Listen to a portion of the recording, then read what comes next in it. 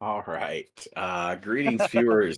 Welcome to Chapter 24, Book 2 of the Tale of Cybil Spear, our actual play D&D 5e game. I'm Silver. As always, I'll be your storyteller this evening. And with me are our esteemed players, Ernie, AJ, Dustin, Jeff, Saga, and Conrad. For those of you tuning in for the first time, or if you've missed a session, we'd like to encourage you to check out our previous sessions, which you can find on YouTube. Also, like to direct you to our Discord server to join our community, interact with us. Links to both can be found in the About section of the Twitch channel. Before we begin, I want to thank Smiteworks for Fantasy Grounds, our virtual tabletop of choice, Sirenscape for our amazing ambient sound effects and music, Discord for our voice and video, and Wizards of the Coast for Dungeons & Dragons 5th Edition, the game we play. Tales of Winternoct is not an official representative of any of these companies, and the views and statements made during our game do not in any way represent those of the companies. So, welcome to our last stream of 2023. Yay. Another year. It has been a pretty eventful year with us completing the first arc of Cybil's Spear, as well, first streamed arc of Cybil's Spear, as well as starting the second arc. We completed our first ever limited series with Thick as Thieves this summer. We reached affiliate on our Twitch stream, which was awesome. We completed our first charity stream here a couple weeks ago. And last but certainly not least, we brought in a new member to the family in Saga, who joined us in Thick as Thieves, continued with that character in Cybil's Spear before recently moving on and now joining the party long term if she doesn't pick a fight with anybody, as Lonan. I So have it no is. plans to pick fights, so I don't know. We got only off to a with pretty monsters. rough start, but you're getting paid, so it's all good, right? Wait, I'm getting paid? Well, Lonan is. Somebody might sure pay is. her. So yeah, it has been an eventful, entertaining year for all of us here in the Tales of Winternoct family. Look forward to 2024 being even better. 2024 will bring the end of Book 2, Cybil Spear, here in January, followed by our second limited series in late January, February timeframe, which will be DM'd by AJ in our first departure from me as DM. And then book 3 of Cybil Spear will pick up this spring.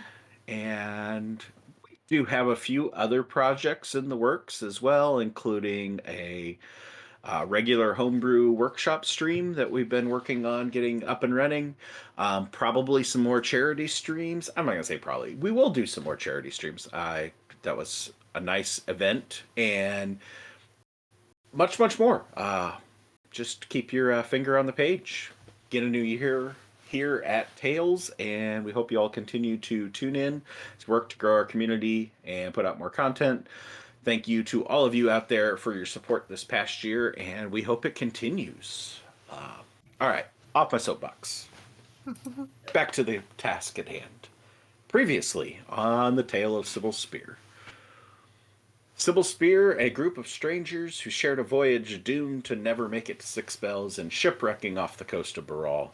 Salinas, Xedre, Alfred, Jofridir, and Kiesel banded together to destroy a cult in Wiccob, traverse the Dreamer's End, disintegrate a necromancer in Airguard, and best the Witherlord in Maidenthorn. Now, after nearly half a year together, they've made a home for themselves in Six Bells, but left with many questions. They headed for Ashmain, Xedre's hometown, with plans of visiting the Oracle of Briora and delivering their comatose companion Xanathe to the monastery she once called home. They arrived to find a disease taking over the city, and with the help of a new ally named Percy, they sought out and secured a cure from the village of Swornsteed, where they tangled with a charming entity named Izzy. On their way back to Ashmain, they faced off against Dr. Wingard and his menagerie of hybrid mutants, before finally reaching rest and safety back in the city Xedre once called home. After a long night's rest and collecting their reward from the heroes of Eastshore, they visited the Oracle. And after consuming the elixir provided to them, they each in turn faded into slumber, only to be awakened by excruciating mental pain as something blocked their dream walk. The Oracle provided them a list of ingredients they would need to concoct a potion to break the block. a list that included the eye of a Cyclops and a rare desert fruit from the Torment Highlands. They said goodbye to Percy, collected the other more common ingredients, and got another good night's rest before heading off for the Highlands. Along the way, they ran into Lonan, the vampire they had saved from Dr. Wingard, who offered to guide them into the Highlands for a small fee. During their more formal introduction, it was revealed that Lonan may have more connection to the party than it originally seemed. As the party passed through Fort Highbeard and into the beginning of the Okarian Waste, known as the Torment Highlands, they left civilization behind in search of their quarry. Our story resumes as the party stands along the road, surveying the wreckage of a wagon and the blood-stained sand surrounding it. Here in the Torment Highlands of Okaria, it is the 13th day of Faderman, 296 years after the fall.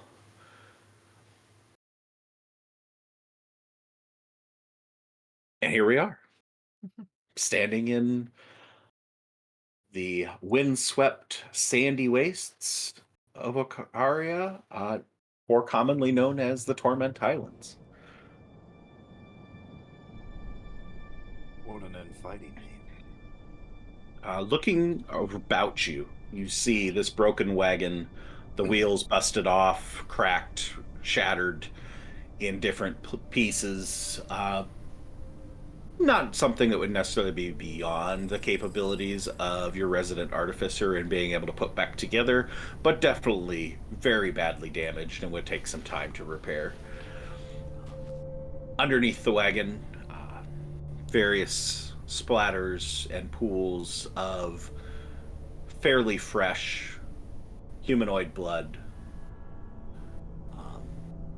covered in sand, somewhat disguised away, but any quick observations of it tells you that this is fairly fresh. There are several blood trails leading off in different directions, mostly the bulk leading off to the north, away from the road. But there are a few other smaller ones leading off in other directions, also away from the road, but off to the left and right. Gerfriders will come up next to Lonan. Well, does this seem like something that these Cyclops could do?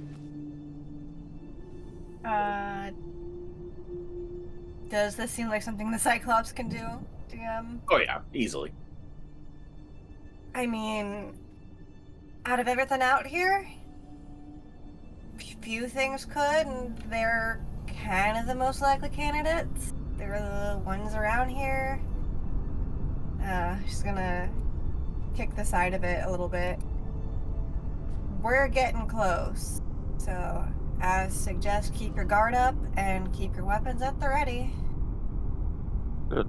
So I suppose we follow the majority of the blood trails. Oh yeah, follow the destruction. Yeah, blood. Alfred will walk up to the wagon. Is there any, like, besides the bodies, is there any, like, anything else in it? Are there any There's materials? no bodies. Or There's no there's bodies no bodies here. in the wagon. No, the wagon has some goods inside it. Lonan and looking at what you can see spilled out on the ground as Alfred's investigating more of the interior. Not the common stuff you would see being hauled out. This road is mostly used to haul ore out of the underground and out to East Shore to be marketed. And this is mostly an accumulation of books, paper, and very pungent aroma coming from some vials that have been busted on the ground. Not unpleasant, but very strong. Okay. Are there any books that seem salvageable? Alfred would definitely take some paper for Salinas. He knows that he's always looking for that. And if any of the vials that the aroma is coming from are unbroken, he would look to see for that as well. Okay. Give me an investigation. Okay. Lonan will help him with looking through the books and stuff. Okay. Perhaps these Cyclops did us all a favor and got that blasted Maddox. So, DM, the area around here, it's like pretty barren and open, Yeah. right? Okay, so We're with also gonna pray for guidance. There's some rocks, boulder-sized rocks in a couple different places, but for the most part, yeah, it's just wide open sand, rock. No trees, for I sure. can see up to a mile away with no difficulty, so I'm just keeping an eye out in the general Get direction advantage of as blood well. trails. Oh, See if okay. I can see anything out there. Okay, give me I'll a just roll perception. another. I'll take the 11. Yeah. A 15 So that'd plus be 4. 19 total is still pretty good. Yeah, Yeah. 19's great. Roll a fat D4. Okay, with a 19, you're able to salvage a couple pieces of paper, about 15. The books are all soaked in whatever has created this pungent aroma, whatever has come out of the vials. Most from what you can tell, look like the ink has ran pretty good from being soaked in this liquid. So it's up to you whether you want to attempt to bring any of them. The smell. Give me a perception there, Alfred. Do we have some Smelly boys. some sage, some cardamom, some Viscera and feces. that was like on 4 different numbers. Because I'm helping him, can I also make a perception check? You can make your own perception check Okay. as to whether you actually have a lower DC. Nice. Not that you needed a lower DC, Holy but crap. Smell with your special nose. Alfred, you can't really place what the smell is, but basically what hits your nose is like a really strong, musky cologne. And it just reeks of it throughout this whole thing. It's like, it's not that in small quantities it would be a bad smell, it's just, but the vast amount based off the number of vials that you've observed in here that are broken. You don't find a single one that's still completely. You find some vials that are intact, but the stoppers have been knocked loose and they've drained. So you probably get a couple if you want to put a little bit back on the neck, just a couple drops. You might be able to. I'll go for it. I'll try it out. Unfortunate. Alfred will. I think he'll leave the pages that are soaked. He's not too keen on trying to work with that material. Okay. Lonan, with your 16 on the perception, you'd recognize this being a very common cologne scent made from algae that grows on the rocks. Kind of a mossy smell.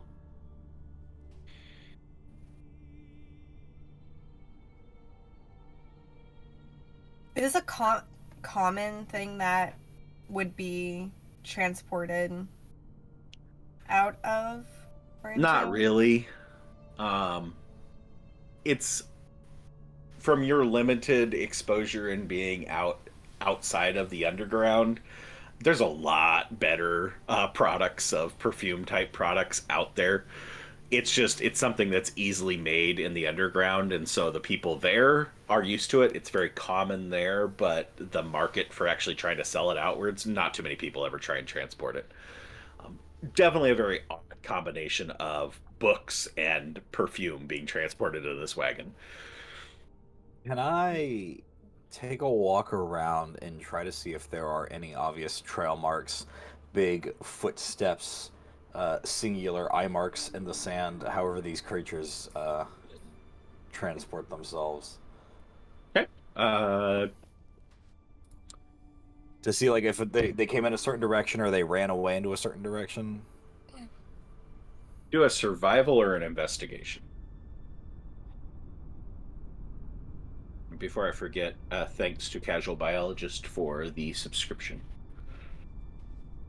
Your subscription goes into this roll that I make, casually and biologically. 13. Above average. You're able to Above find average. a lot of large, very large footprints in the area. They're quite jumbled and messy as to repeating over themselves, suggesting multiples. But you can get a pretty good idea that the trail of blood is ran alongside a pair of these heading off to the north. So, do these things... is this like a smash and grab? They smash the caravans and they grab the people, or do they tend to eat the people savagely? It depends on how hungry they are. Well, if these might have been hungry enough to bring it back to the dinner table, I think this might be the way to go. Mm. No, Yeah, they- How they much say of left us the- walking around do you do, Kiesel, as you're searching, checking this stuff out? Yeah, I don't You want survey the area, or are you mostly surveying the major blood trail? I would say, I guess a little bit of both. Like, I'm surveying the area until the blood trail, and then maybe following the blood trail slightly. I don't want to be too far away from everybody to where I get snatched. Okay.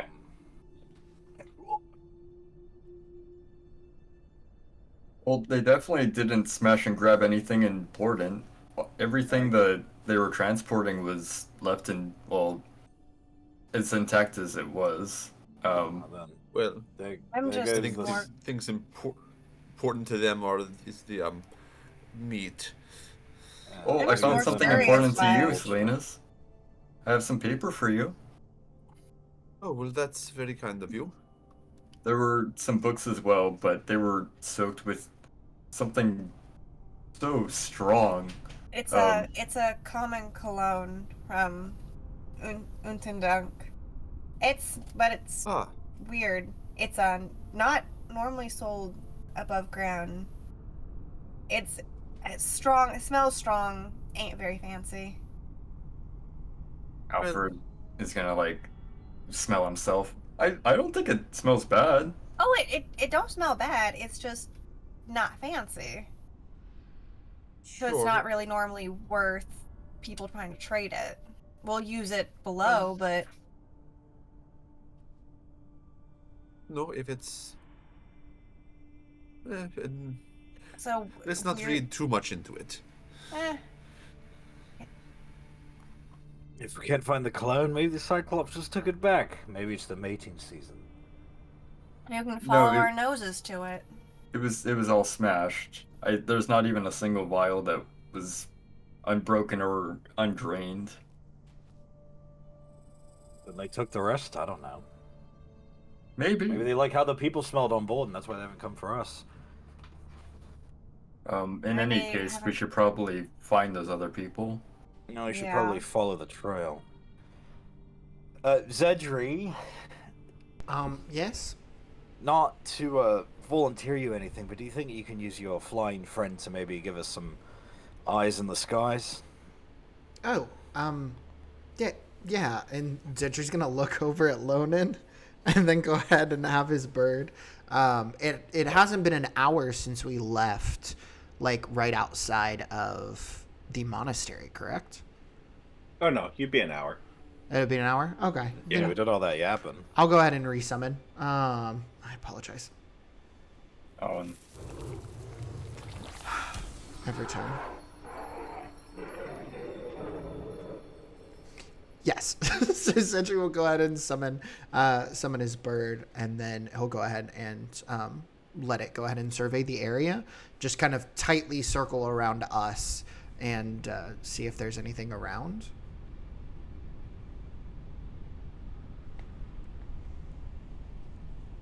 How high?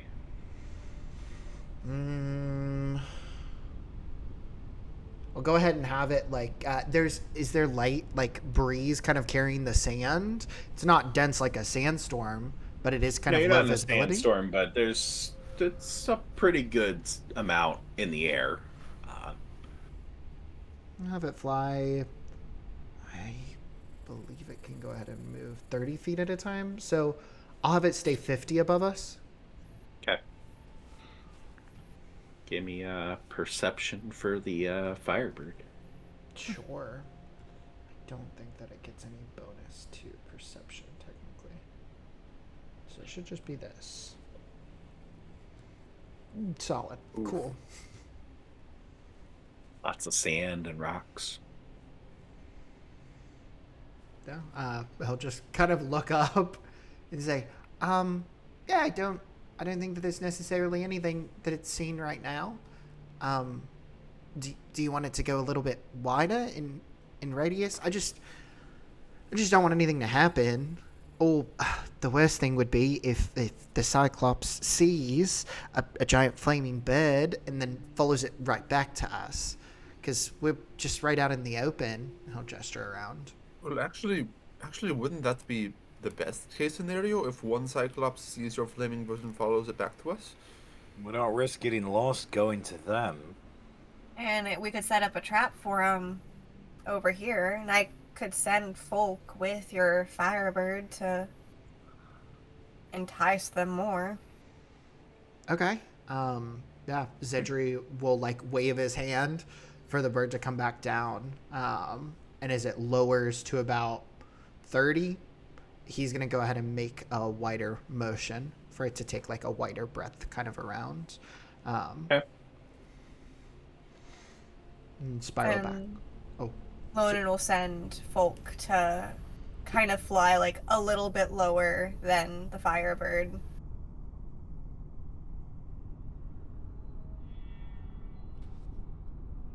I was attempting to find that, and they don't have it on here. So, what is the fly speed when it gets to 7th level? Because for whatever reason, somebody didn't bother to put that in here. Oh, it stays at 40 feet. Okay, so it just got 40 of ground or fly.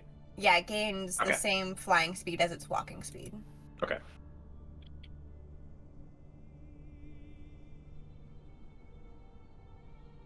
They bothered to put in the extra damage. They bothered to put in that it changes size, and they didn't bother to put in the fly. Get on that, Smiteworks.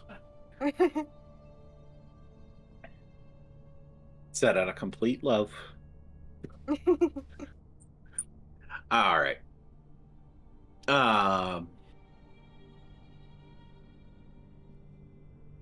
Yofredir spying off into the distance through the sand. These different entities being sent up to attempt to give much feedback as to where things are at. A lot of sand, a lot of rock, not a whole lot of anything else. No signs of any enemies or creatures. And from the elevated position, don't get much more of a idea of where the trail leads off to other than the general direction you already had. I guess we keep walking. I guess so. There's a trail to follow, at least. Yeah.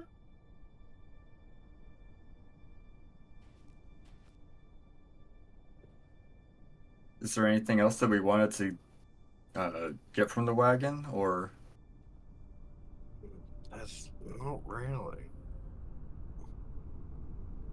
On the way back, we should probably remember this. We could take the wagon back. I could spend some time when we're not in a rush to, fix it up. That would be Perhaps, helpful. I mean, Yeah. Free do we have wagon's a anything free to pull wagon. the wagon?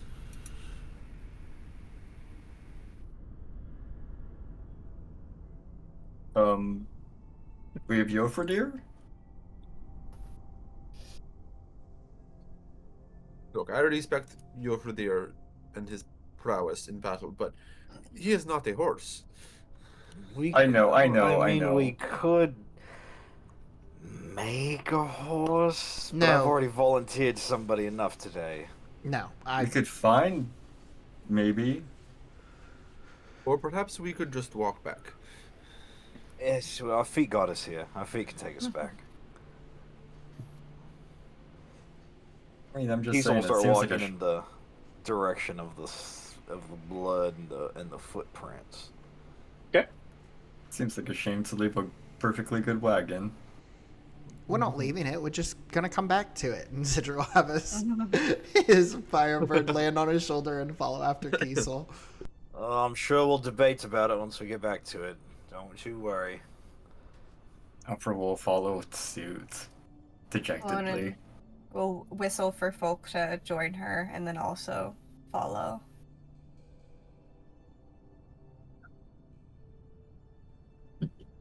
Just a second. Cat needs to be let out of the room. Cat break. Cat break. Cats are the most important members of the family. Right, Shade? Yeah. It's just going to become a routine. He likes this as his nap location, but he doesn't take naps according to the stream schedule for some reason. I mean, come on, cat.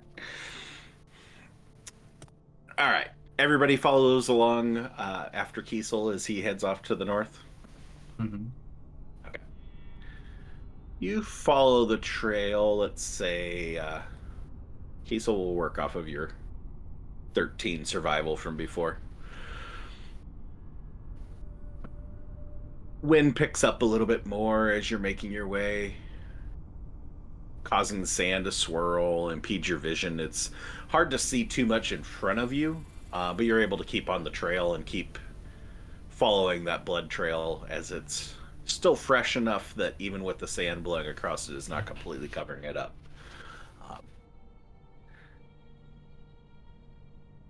I'll take the makeshift plague mask that I had earlier, and I'm gonna reapply it so it kind of covers my bottom part of my face, my nose, and my mouth. Okay. I'll try to tuck it in as best as I can to kind of have that lower covering. Give me a nature or a survival. Your call. We're going with the survival again.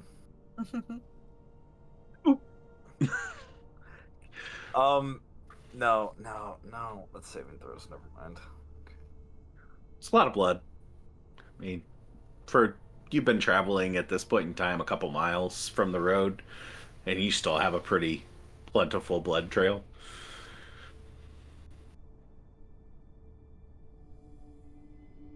As you continue your journey, everybody just following along, the sand getting a little bit worse as you go. Basically, you get to a rocky ledge that you just stop short of going over. It's not terribly far down. You could easily just hop over it. Tripping would not be pleasant, but aside from that, it's not a threat. Basically, down below, you see a blowout within the dunes, that exposed rock on each side leading up to a larger and larger rock face as more and more of it is exposed as it rises up a little bit in the dune, and a little bit of a shelter from the wind and the sand.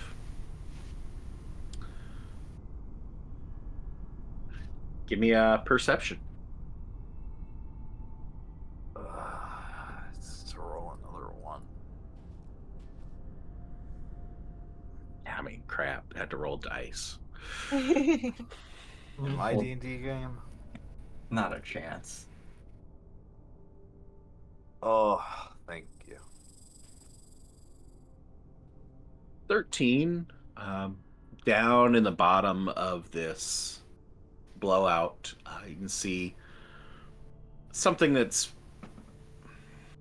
while would be a common sight in many places, it's definitely not a natural sight, as there is a large campfire setup down in the middle of this depression. No fire, but you can see just a rocks set out around, and then a pyre of sticks and small pieces of plant material. And actually, from with the 13, you can see some pieces of probably other wagons and other devices made of wood that have been destroyed over the years and brought to be used as fire fuel here. Sitting around the campfire is several large logs that, honestly, from this distance, they're very big. From this distance, you can't quite necessarily tell how big, but perspective-wise, they seem quite large. It looks like some sort of a camp, but no signs of life, no signs of activity. No, like carpet, cutlery, anything like that. Chests. No. From this distance, all you can tell is there's the fire pit that's unlit and the several logs that look like kind of benches laid around. I'll turn to the rest of the party since they followed my great survival instincts.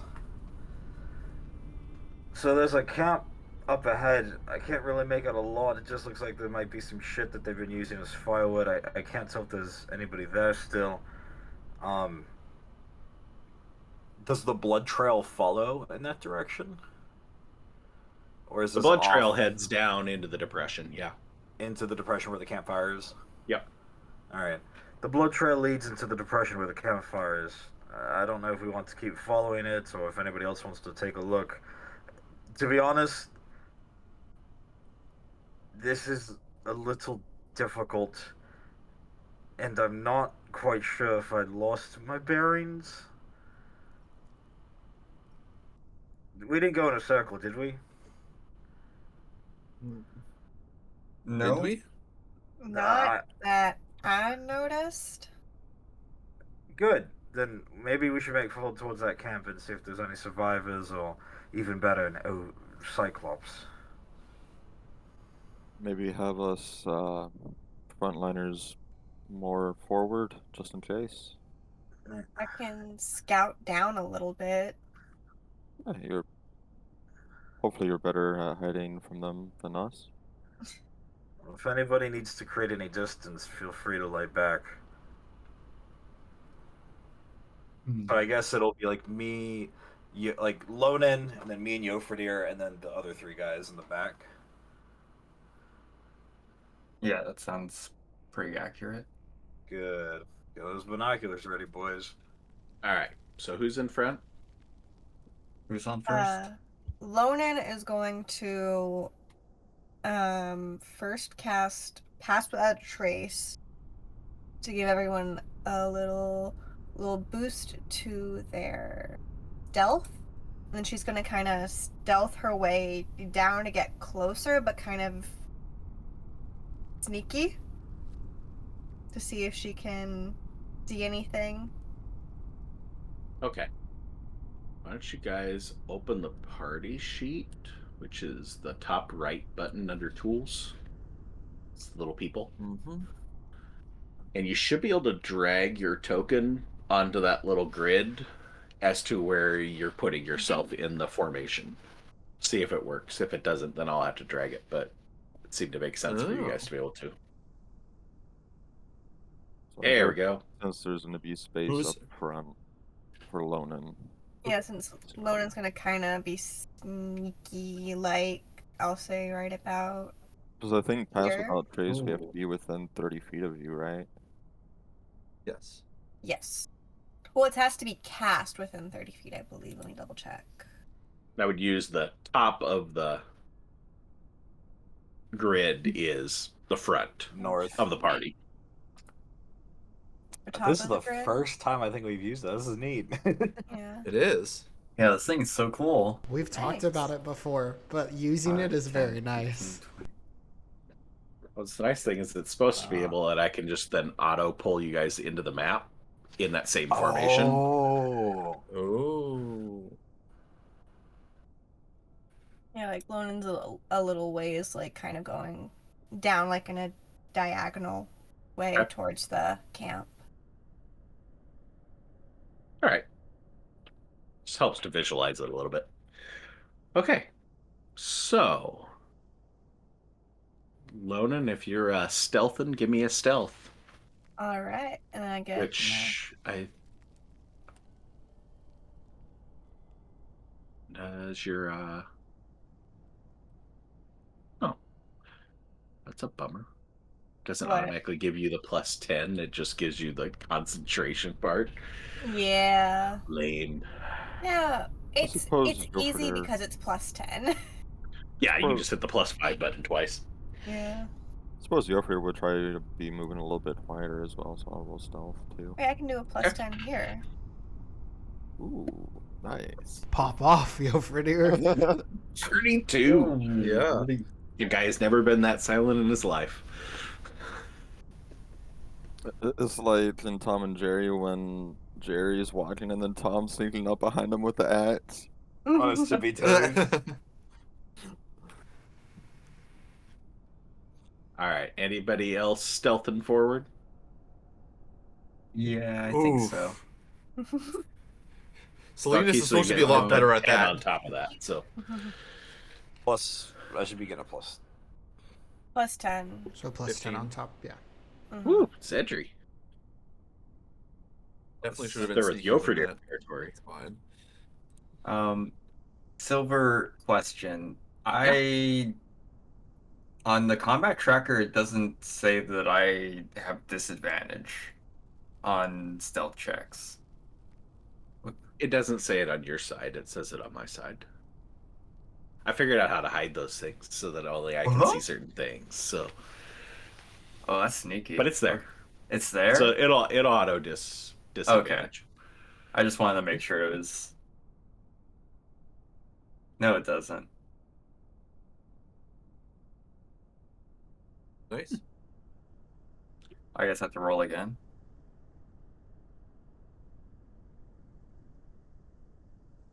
Yeah, I suppose. I don't know why. I mean, how much worse than an 8 can I do? Oh, okay, never mind. I nearly rolled better without the +10. Yeah, I don't know why it's not doing that, but whatever. Figure it out later. Yeah. All right, so 23, 22, 32. 15's our lowest. Mm-hmm. All right, Lonan as the front person, give me a perception too. Alrighty. Perception. 29. Damn. All right, 29 as you slowly go over the top of this little embankment that Kiesel was standing at and start stealthing your way down into the bottom of this draw, looking off towards where kind of the midpoint of the rocky face. Now that you're down in the sand and heading down towards the campsite with a 29, you quickly spot that there is a cave entrance into the embankment and light coming from inside the cave entrance that is clear with a 29. Some sort of large bonfire. Your perspective, again, we'll keep reiterating, with a 29, this bonfire is taller than you are. That Okay. even from this distance, you can spot that. Also taking in the scene that Kiesel had described of what you guys could see down below as you're getting closer and with your ranger eyes.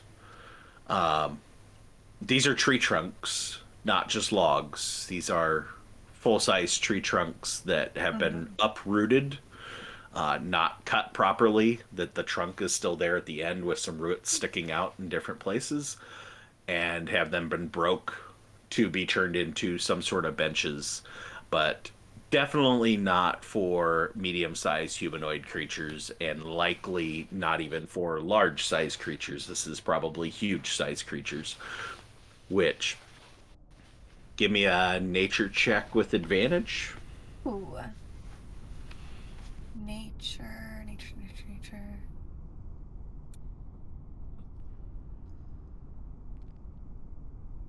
5. Nice. Cyclops are big. Yeah. Specific size category, wouldn't know to put them with a 5. But could be a Cyclops camp. Could be Definitely something taller else. than Kiesel. Yeah.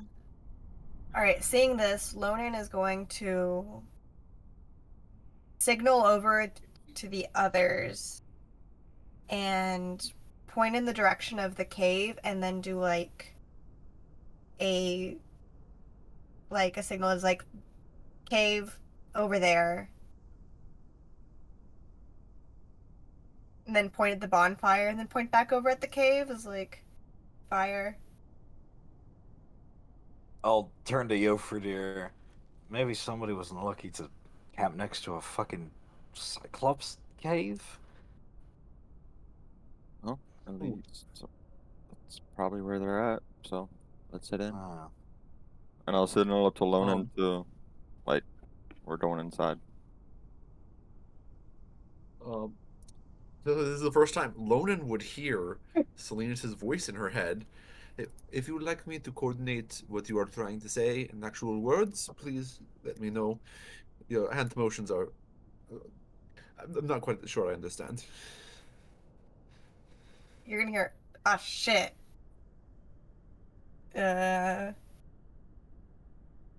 Cave. Definitely Cyclops.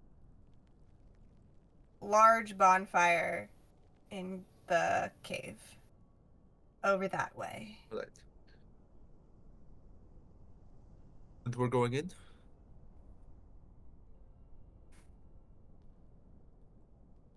That's up to the guys.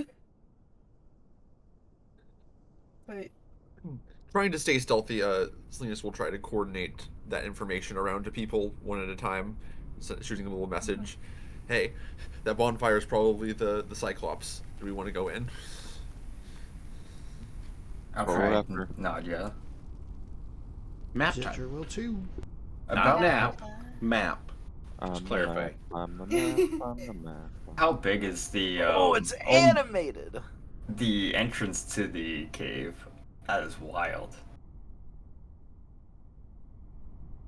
Oh, it changes direction.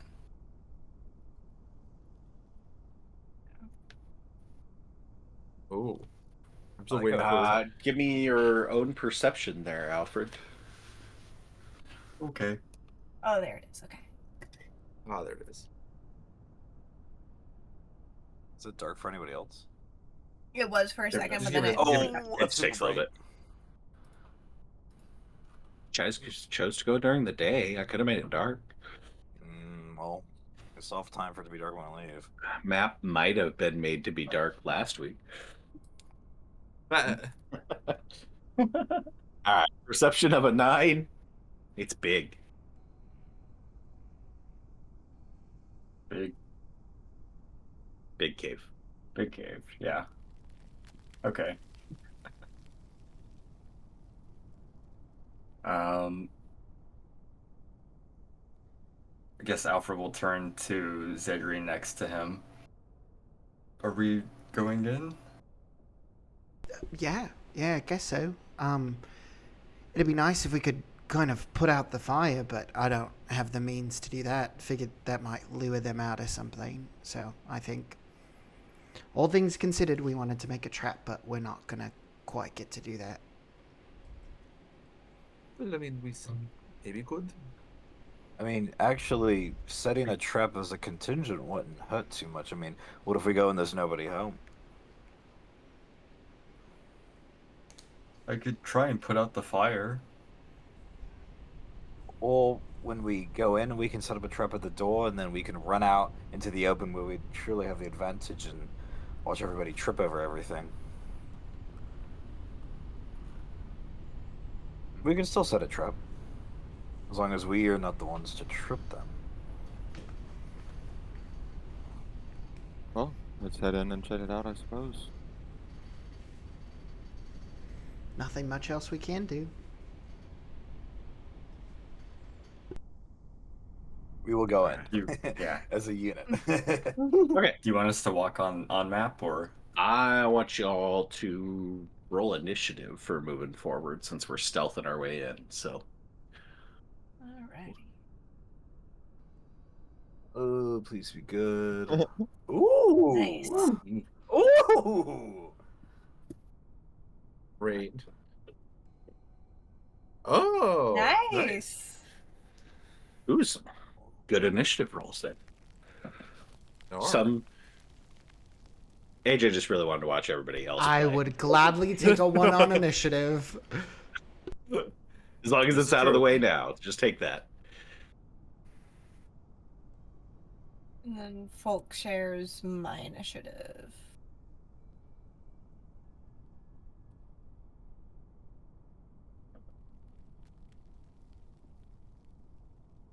All right.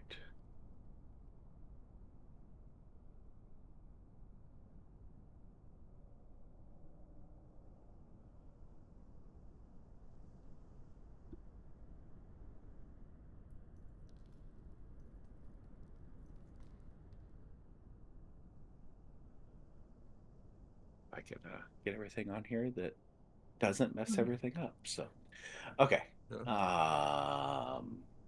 Put folk on the initiative tracker. Just put her in. Ooh, see what noises Sirenscape makes for the Drake. Meow. Probably. Let's hope honestly. not, but all right. So, top of the order is Alfred with 23. Okay.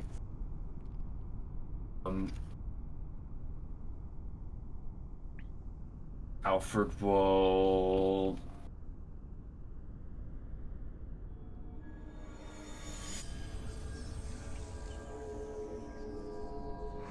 he'll sort of look around to everyone and see how they're moving. He'll try and move towards like this leftmost like wall. Sort of like staying behind this rock first. Okay. That'll be it. All right. Doing some walking. Salinas with the 21.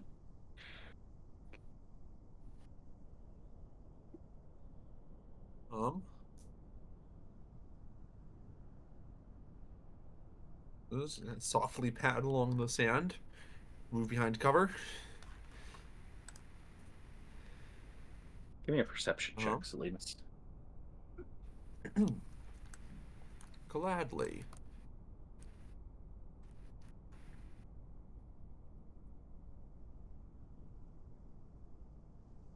11 as you're moving past Alfred and into this position behind these rocks and just kind of surveying your surroundings, kind of peeking over the rocks, seeing what you can see as you return your eyes back to your party and stuff and looking across the rocky face in front of you. You can see a small green cactus looking plant sticking out of the side up on the top of the embankment, up out of reach. It's about 12 feet up, but a small pointy fruit that was previously described to you as being one of your quarries for your potion. Lovely. One-stop shop. All right. Anything else?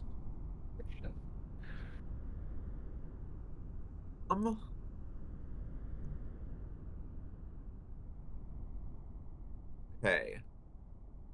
Let me. How far away is this fruit? I'll draw the map here. There. Okay, and it's up on the cliffside. Gotcha.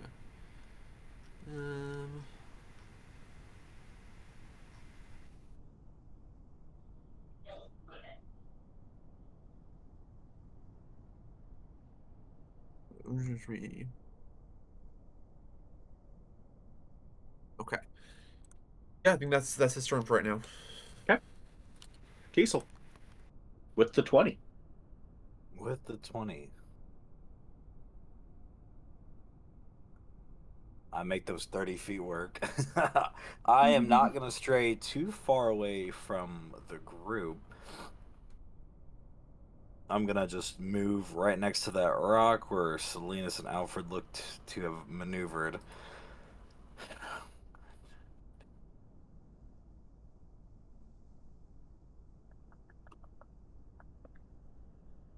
And then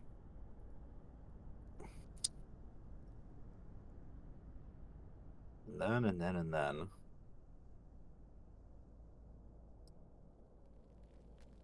Could I hold my action as I've moved up?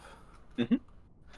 I would like to get out a javelin, just in case anything. I don't know if these things are gonna like rise from the sand or if they're gonna come like bum rushing out of the cave. But I do want to be ready with something with a little bit of range to it. Okay. So what's your trigger?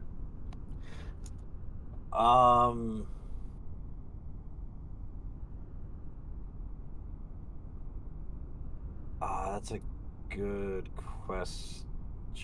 Oh, where's the mode to figure out?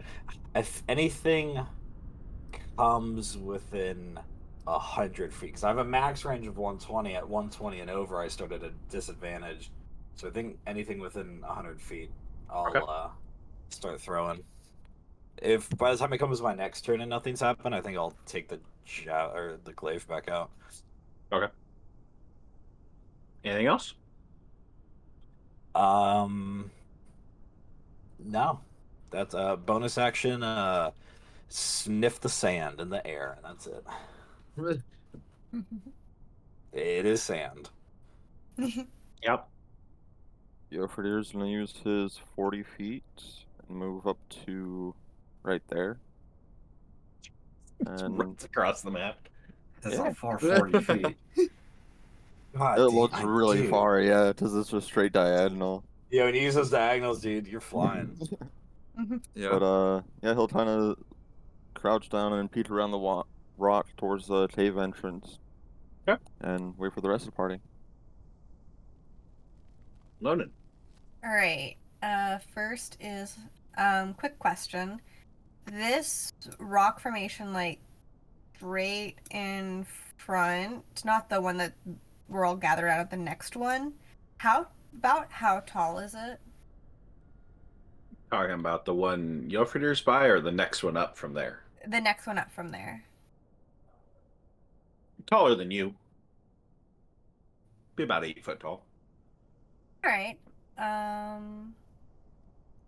And how high is the embankment on this side?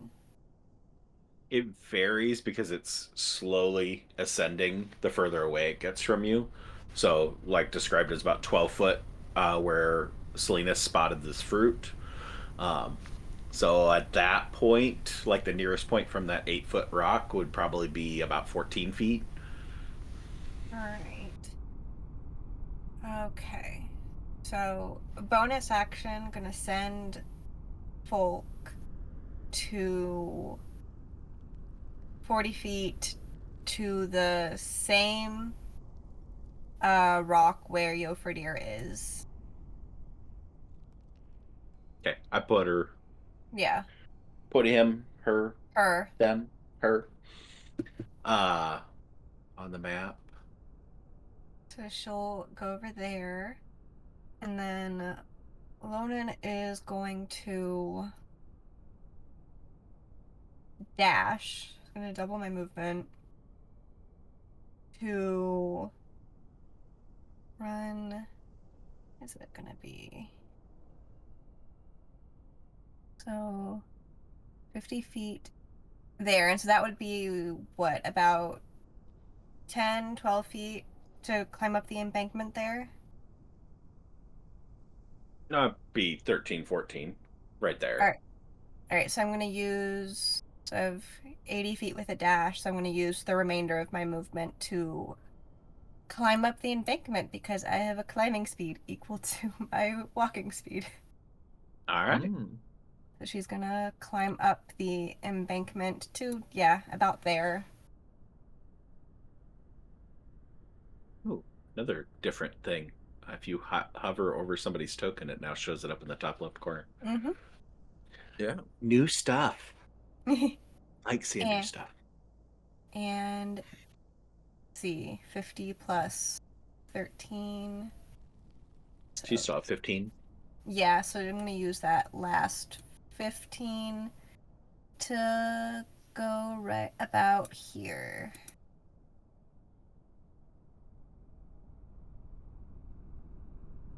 And that'll be my turn. All right. And other than folk moving, folks just hanging. Yep, Folk is just hanging with Yofridia right now.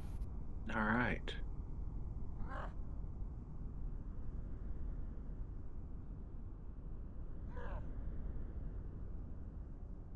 Xedre. Xedre's gonna go ahead and follow suit with everybody else.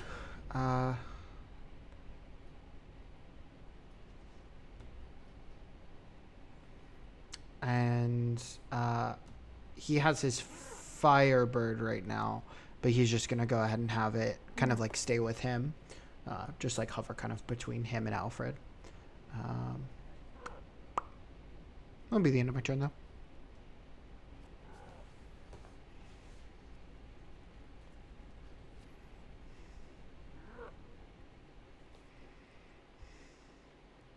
All right.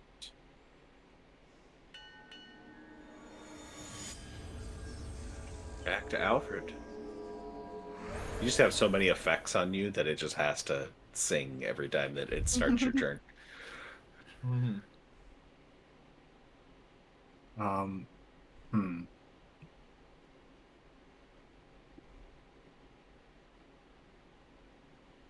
Okay, so Alfred's gonna turn to Xedre once more. Xedre, do you think one of us should get up to the cave entrance really quick and see if they can see anything inside of it? Before all of us get there? I guess so. I can't really move nearly as fast as someone like Yofridia though. Right, no, I can't even catch Yofridia. But Kiesel's right here, and maybe he could get a vantage. I've got something maybe I could try and help him get a little faster. Okay. That sounds good. Kiesel saw Lonan. I trust it. All right. Alfred's gonna walk up to Kiesel.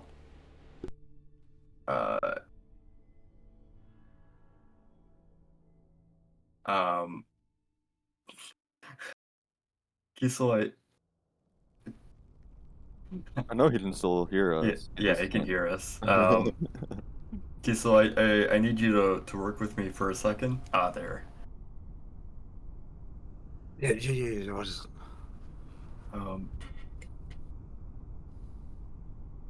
I've got something to put on.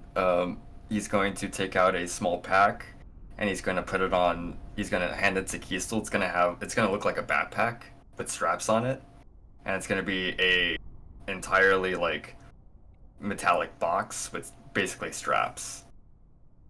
Just put this on. I'm gonna see if you can get close to the cave entrance and take a look. All right. Oh, yeah. Do I need to hold on to something? No. Do I need to hold on to any of my body parts? I don't think so. And he's going to flip a switch, and out from the top of the metal box, an antenna is going to come up, and then from that antenna, it's going to spread out into 3 parts, and it's going to start rotating very fast around, and Alfred's going to cast Fly on Kiesel. Oh my god, I love it. Oh wait, I have to put it on Kiesel.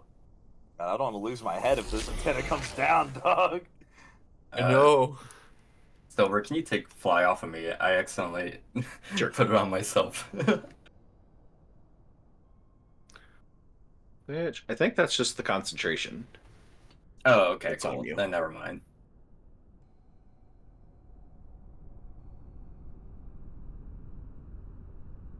All right, and that'll be Alfred's turn.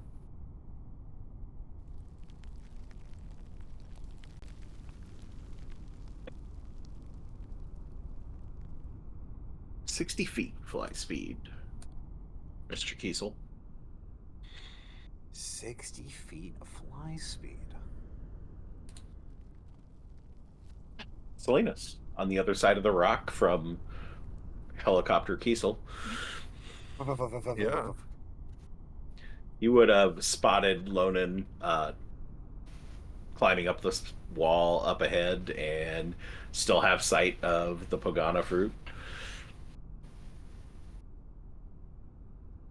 How high up is this ridge? 12. Ooh, okay. I'm It's a gonna take little bit out of jumping. A little bit high for my jumping. You're not merciful enough. No, not for 12 feet, unfortunately.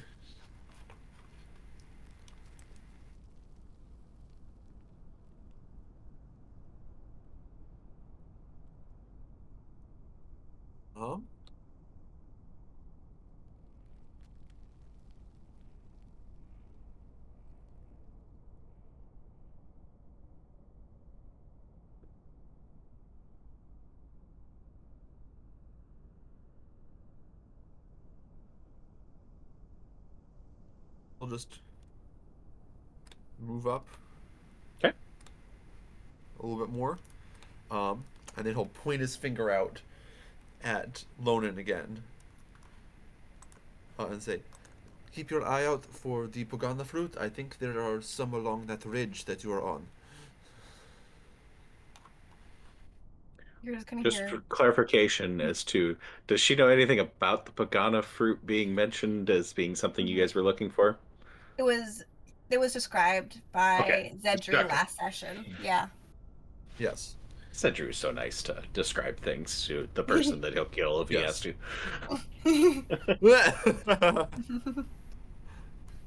Okay, just wanted to clarify. All right, good deal. Salinas, you're just gonna hear back. Shit! Stop. Okay, got it. Technically, with message, I can't hear anything back. Oh. Just with the cantrip, I think it's just one way. Okay. Yeah. Oh no, they can reply. You can reply in a whisper that only you can hear. Never mind. Yes, I can hear you. That's all you heard. Yes. All right, anything else, Salinas? Nope. Okay. Kiesel? Okay, so the backpack's gonna be on, and then it's gonna say, oh shit, fuck. Oh, okay. Is this thing loud? You're going to have disability stealthing going forward. So I'll need you to re-roll stealth. Everybody else has still got their previous. I see you, AJ. Fucking 20 Nice roll. fucking 2. All right. The I think you sandstorm. did better. Yeah, I did. And that's without pass without trace? Yes. Yeah, because Yeah. y'all would be out of range by now. Yeah, okay. Yeah. So, with this thing, I'm going to kind of give it a jump real quick, and then I'm going to, because I can run and then fly, right? Is that how that works, or can I do one or the other? I think your movement becomes your fly. Oh, okay. Yeah. Yeah, you have 100 feet, or 60 feet, sorry, of movement, whether you're using it to go in the air or you're using it to go along the ground, hovering. Your call. Yeah, so I'll use it, I'll get in the air, but I'm going to be doing these, like, long jumps where I give myself a couple steps, Space jumping. Basically kind of space jumping with it. I'm not sure if I know how to control it as much, so I'm not straight up flying with it, but I'll take advantage of the 60 freaking feet of movement. I'm actually going to put myself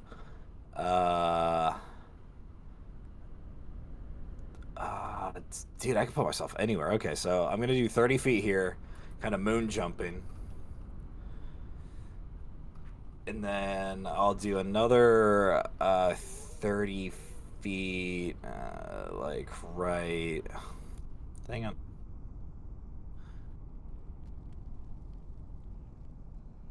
Right here. And the entire time, Kiesel actually refrains, I guess, from that stealth.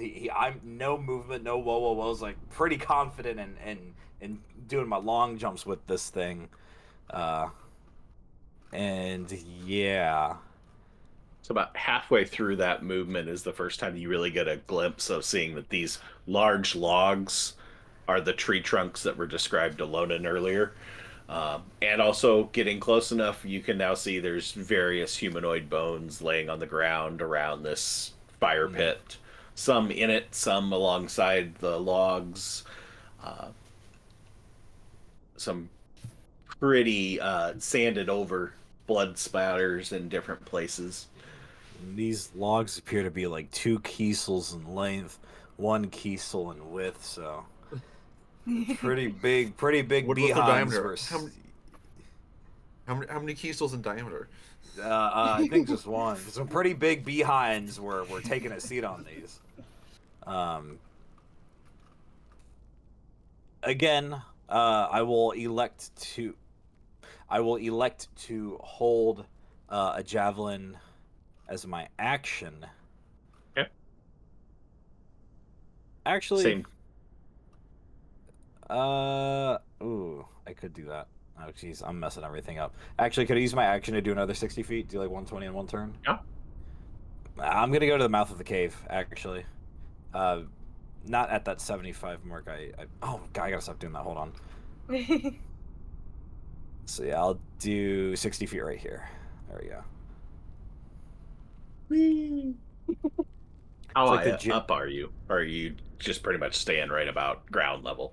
Yeah, I mean, I'm pretty much at ground level. I'm not really like hovering or floating. You know, like the Jetsons, like the little spaceship noise. That's what I imagine right now. All right. As you get to the mouth of the cave, you're able to see. If I can figure out which one it is. There you go. See a large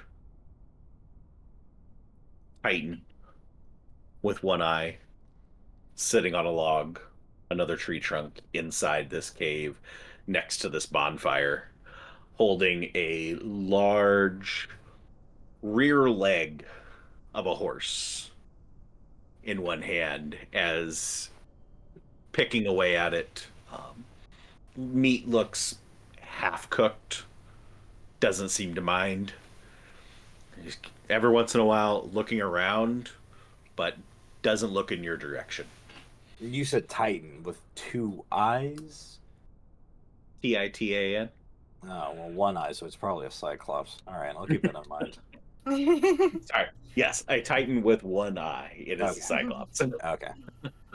You would a pretty good guess that this is a Cyclops. My last move is to just look in Salinas' direction, but I'm not even sure if he can really see me, let alone send a message. But I'll kind of look in that direction, and then that'll kind of end my turn. Okay.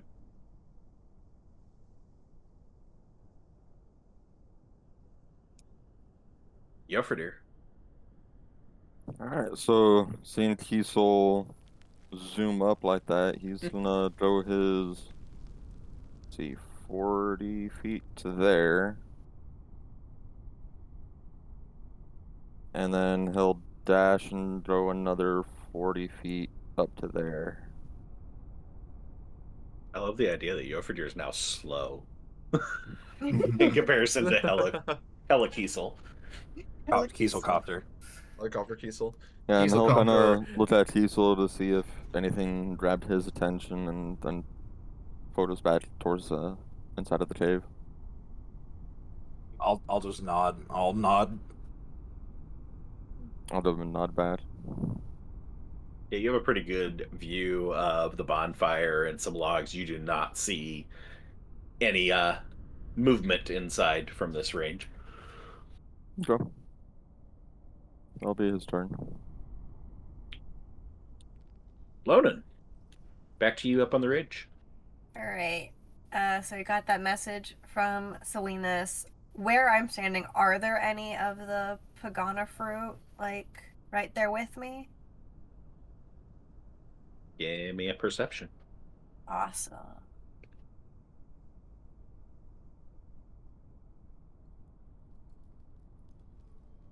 $19.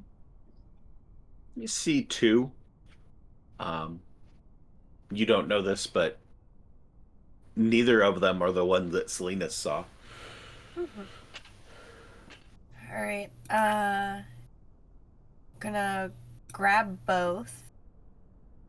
Gonna go and grab this one. Okay. If you're going to harvest it, it is going to take your action to harvest it out of there unless you want to just try and smash and grab. I'll harvest it. I know this is important to them, so they did pay me after all. Or said they would. Did they give you the money? Yeah, they gave me 5 platinum. That's right. It ended the argument. Money ends a lot of arguments.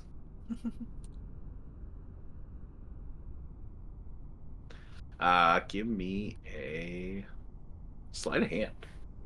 Okay.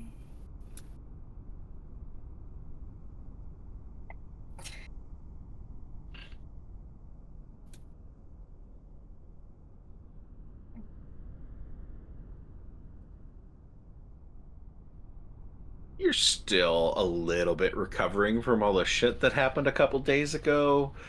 Now you're back out in the wilds. You don't really know who these people are, how trustworthy they are. They're your lead, but they've just put you into a desperate situation of going out and dealing with Titans in the wastes that you just left not too terribly long ago. And as you're kind of just like looking around and keeping eyes on everything that's going on, and this weird freaking helicopter thingy went flying by. They have a flying member for some reason now. Strange devices. Yet you slip with your dagger going to try and harvest this, and it actually slices it in half. Half the fruit goes fumbling off the edge of the ledge. The other half is still left in your hand. So look at it. Well, half of it, and she'll put that in her pack. I'm just like, I'm gonna let one of the others get that other one. I'm sure there's more around here. And that was, he was 10 feet of movement, so that leaves me with 30. So I'm gonna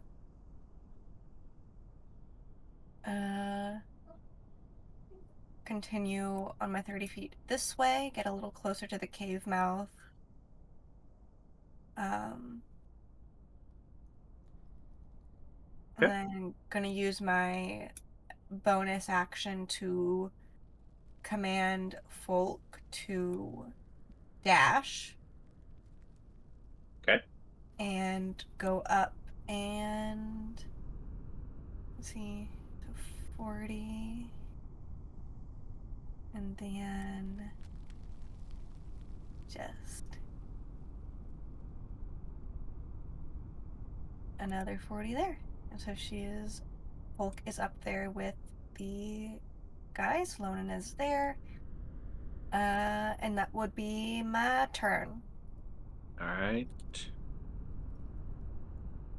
Xedre.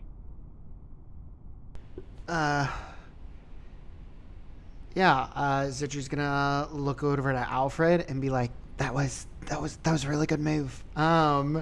And he is going to go ahead and come over to the side and actually try to step onto the like smaller rock. So not the large boulder, but kind of climb his way on top of the other. How elevated would that be? Maybe 3 feet. 3 feet? Okay, that works. Yeah. Xedre is going to go ahead and like look at his firebird that's still kind of perched there. He's gonna send it off, and then he is going to go ahead and jump 5 feet. And I'm gonna use my bonus action to command my firebird to fiery teleport us, so that I can go ahead and move 5 physical feet, and then the firebird can teleport us 15 feet out, which should put us at the edge of the ledge.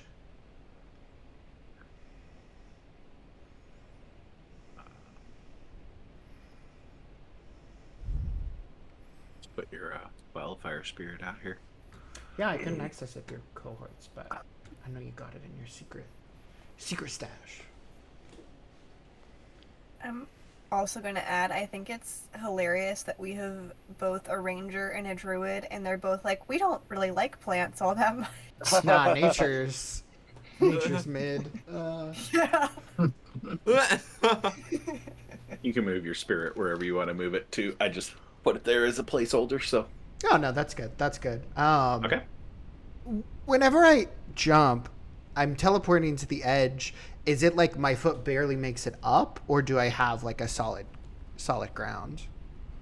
No, there's a pretty good landing spot as you, you felt yourself kind of that weightless right at the peak. Time that. And so, about ready to fall, bamf over, and just your feet hit. Give me a dex save, just because. Okay. Oh no.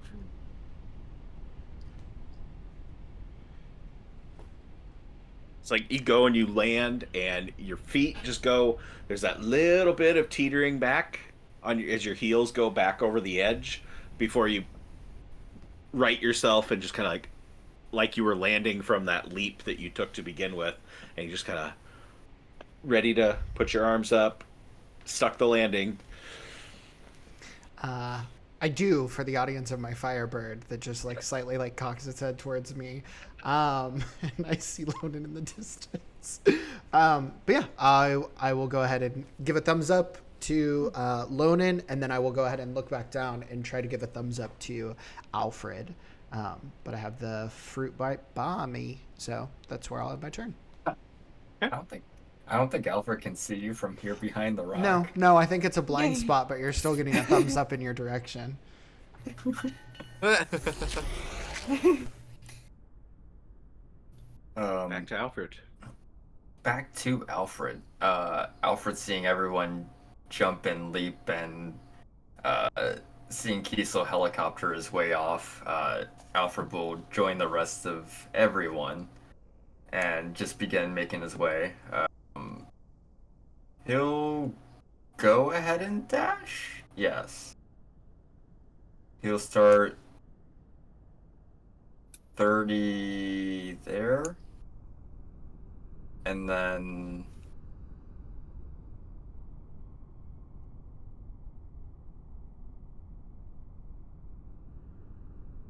he'll just go straight up 30 and keep by this rock.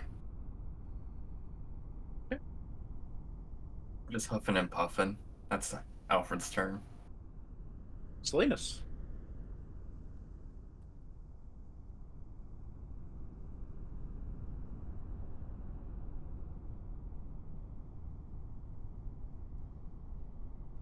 What would Salinas do?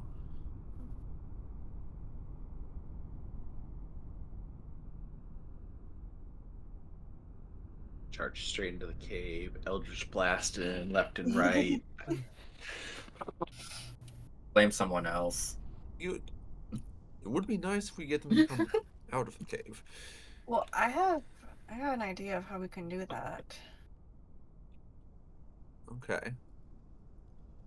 I think at this point, Salinas is just going to get himself nicely set up behind cover, just peeking around the edge, and ready an Eldritch Blast if anyone comes out of anything big and evil and scary, comes out of the cave. Okay.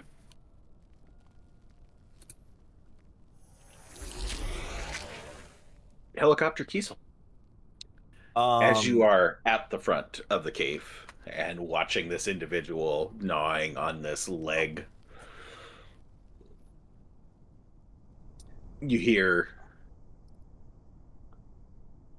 a voice come from inside as another of these beasts, titans, comes walking over. We just need one more. All right. I'm going to fly next to Yo for deer.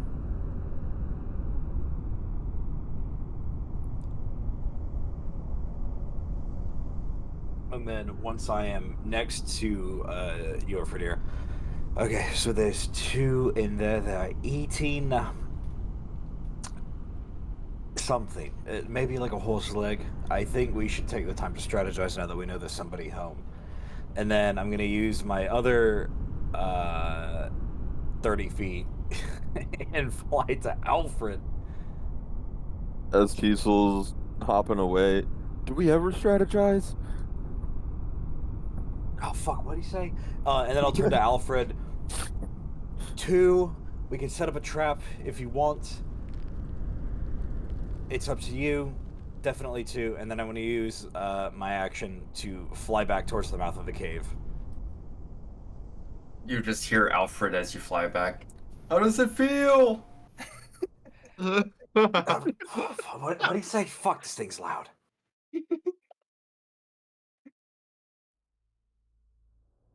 This is awesome. I have never had so much mobility in this game ever.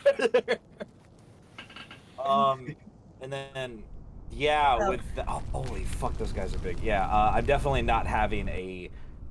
Oh, those guys are big. I'm definitely not having a fucking javelin out for this. I'm definitely like glaive ready, but that'll be my turn. I'm really trying to like maximize what I can do here. Yo for deer. All right.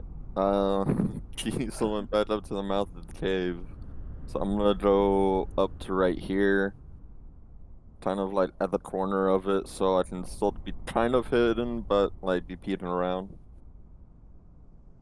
I don't know if I can go like another 5 feet forward and be at that corner, or You can try.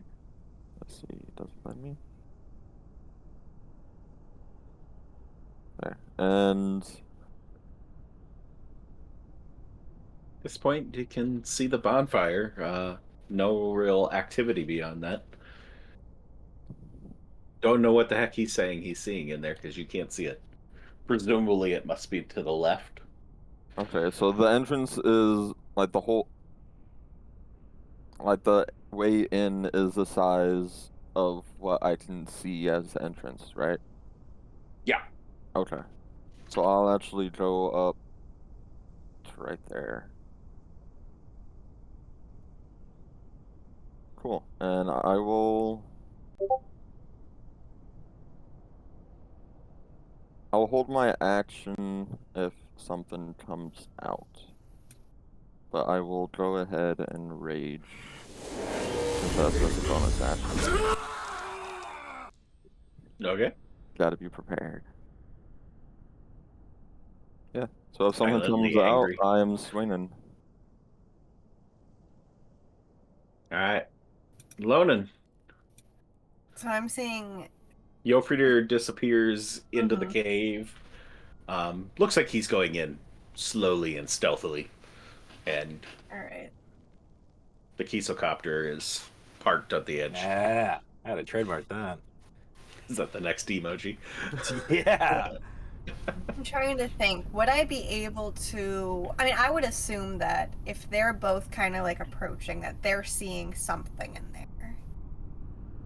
And that since we kind of had a slight plan for ambush, we did. You would have really... seen Kiesel come back and then go back to it. So it would be a reasonable assumption to make that. yeah. They're all right. So do 5, 10, 15 there. And then, assuming that they're kind of strategizing, at right about this rock right here, it's like almost straight across from me, using thaumaturgy, I'm going to make what sounds like thunder. Kind of like a very loud thunder at that rock to see if that'll entice anything out. It's going to cast thaumaturgy and make a sound of like thunder, maybe like boulders rolling down. Yeah. Oh, so that would work. It didn't. I had a thunder sound effect, and I thought it would. Oh. But it was distant thunder. I needed to play. There we go. Maybe.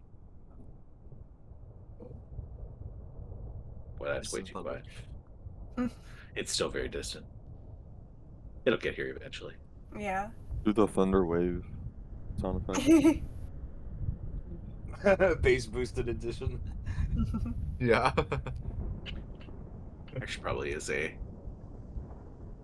I can hit it really quick if you want. Oh god. Oh god. Oh no. Thunder wave bass boosted, slowed, and reverbed. 8K spatial edition. All right. Then, Cast your little boom of thunder that. Where are you placing the sound coming from, or does it allow you to place? I think yes, it's within so many feet.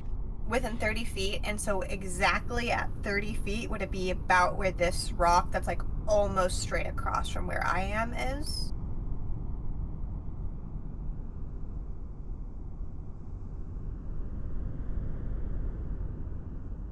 Okay, the one in between you and Folk? Yes. Okay. Yeah. So this loud crack of thunder goes off coming from the point of this rock. Yofredir, you hear this thunder crash behind you. Can't see where it's coming from. Kiesel, off to your left, over your left shoulder. First time you've heard any thunder out here in the wilderness. And Xedre and Salinas and Alfred, all of it coming from in front of you. I'd say Folk probably wouldn't have much of a reaction to it. I would assume Folk would be familiar with your tricks. Considering I get thaumaturgy from my subclass. Fair. And I'm going to use my bonus action to command Folk to go right about here. And prepare to, whenever something comes in, comes into her space, she will bite them. So hold her action to bite a monster that comes into her space. And that'll be my turn. All right. As this thunder crash goes off, Kiesel, you've been watching these two Cyclops inside as the one that came walking up and walked over to the other individual and goes and grabs the horse leg out of his hands, rips it out of his hands, takes it back, and takes a quick bite. That one was mine. I killed it. I eat it. Oh, come on. Just had a little nibble. You weren't eating it anyway. You're taking a nap. Goes backhands with the horse leg, just hits the other one, kind of causing him to tumble over top of the log onto the ground as he returns to eating it and then plops down on the log back behind. That'll be his turn. I love it. The other one, I love it so much. Rights himself up, dusting himself off. Keith, you're getting a little bit more of a show than you like. Their attire's quite simple. A little bit of loincloth is about all they're going with. So this guy's putting himself back together, leaving nothing to the imagination. Not quite the orbitals I was imagining that we needed. The one that was knocked over goes, you think, Father, let us, we think we could snack on the others?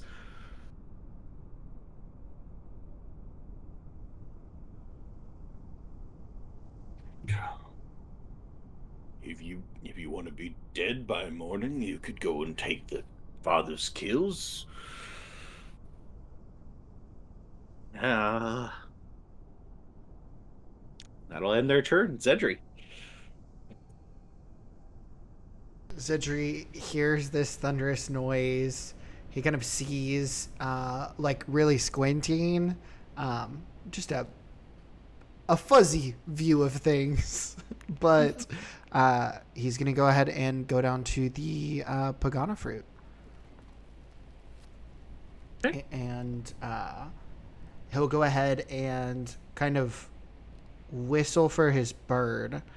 I'm going to bonus action have it assist me, just kind of like illuminate, like sit on or kind of hover above so that I can see the vine more clearly that I need to harvest it from, if possible. So since you have proficiency with herbalism kit, correct? Yes, I do. You have advantage anyway for attempting to harvest. Okay, perfect. Alrighty. Well then, never mind. Forget that. My Firebird will still I can't be give you extra advantage. So No. just... That's fine. So would I roll with my herbalism kit to harvest it, or would I roll with sleight of hand? You roll with your herbalism kit with a dex. Okay. Let me see if I can change that. Yep, should just be able to. Dex. There you Yeah. go. With advantage. Good. Okay. Not that that looks like you really needed it, so. 21. We'll just go and stick the little blade that comes with your herbalism kit for harvesting herbs and just pop this fruit out of place. And it's not pleasant to hold in your hand, kind of the little barbs sticking out of it, sticking into your skin, but if, as long as you don't put any pressure, it doesn't cause actual pain, just putting little indentations into your hand where the little barbs stick in. It's about the size of your palm. Okay. Yeah, he'll go ahead and kind of take it, open up his satchel, and he'll go ahead and set it inside. So that'll be his object interaction. And then there was only one fruit kind of at the base of this.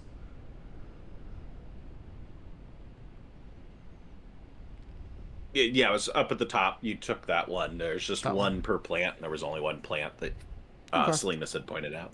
Then in that case, Xedre is going to go ahead and like stand up super quick, immediately recognize kind of the ledge on his right that he almost tipped over before, and then he is going to go ahead and command his Firebird to assist in catching up with everybody else. So he'll use his full movement.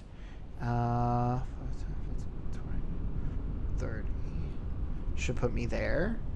And Okay. then as I do that, the Firebird will just go ahead and kind of like skip me forward as I'm taking that kind of like last step. And I'll go ahead and teleport 15. It's right over there with my Firebird beside me. All right. And that'll be our turn. Okay, back to the top. Alfred. Thunder going off in front of you. Yofredir's disappeared from view. A drake on one side of the cavern entrance and a Kieselcopter on the other side. For clarification, Yofredir, you would have heard the exchange between the Cyclops just like Kiesel did because you're actually closer. You just can't see who it is that's speaking and see the activity going on. You heard the thud as the one fell off the log onto the ground. Would Alfred be able to understand that the thunder was like magical by means, or mean, would he have Arcana. seen? Okay.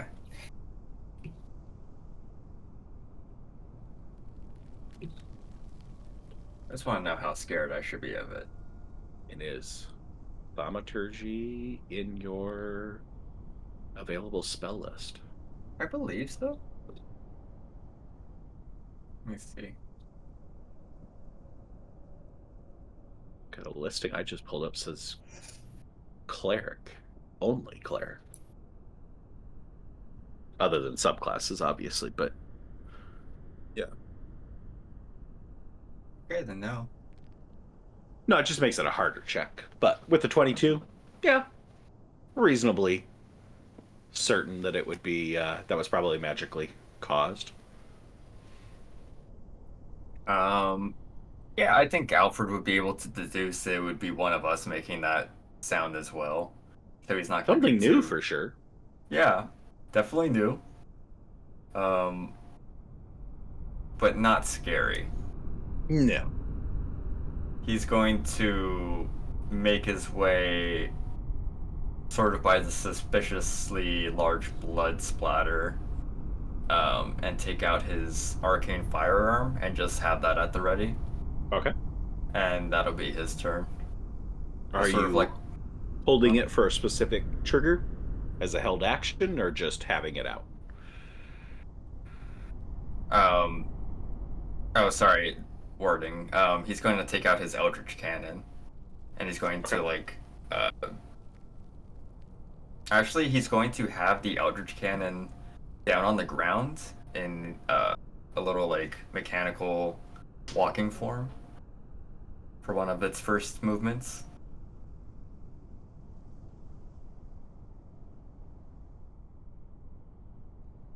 This could be relevant later.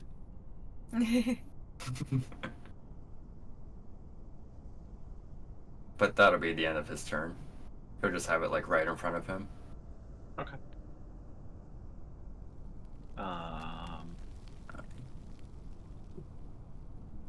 What is your spell save DC and spell attack modifier right now? DC is 8 plus proficiency plus int mod, so that's 8 plus what, 3 still? Oh no, we're at 4. 8 plus 4 plus 4 is 16. 8 plus 8 is 16. Yeah, 8 plus 4 plus 4. What's the other one? I'm sorry? Your spell attack modifier, which would just be your proficiency plus your spellcasting modifier. So a Okay. plus 8 should be. Big 8. All right. I noticed we had not updated your Eldritch Cannon in a long time because it had 15 hit points instead of 45. Oh my. It's been limping around for no reason. Okay. It's been attached to my arm. Until now. Salinas.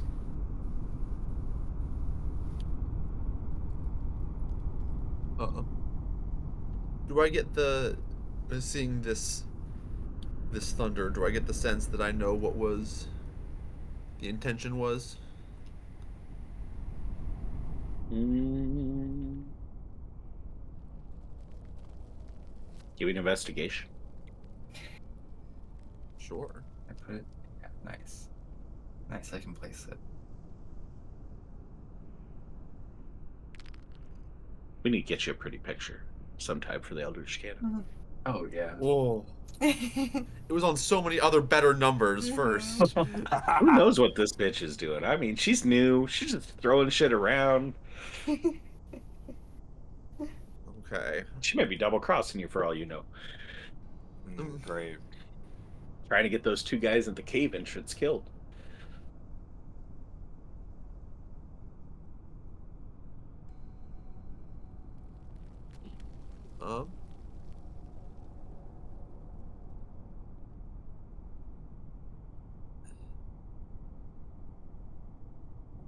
Salinas is going to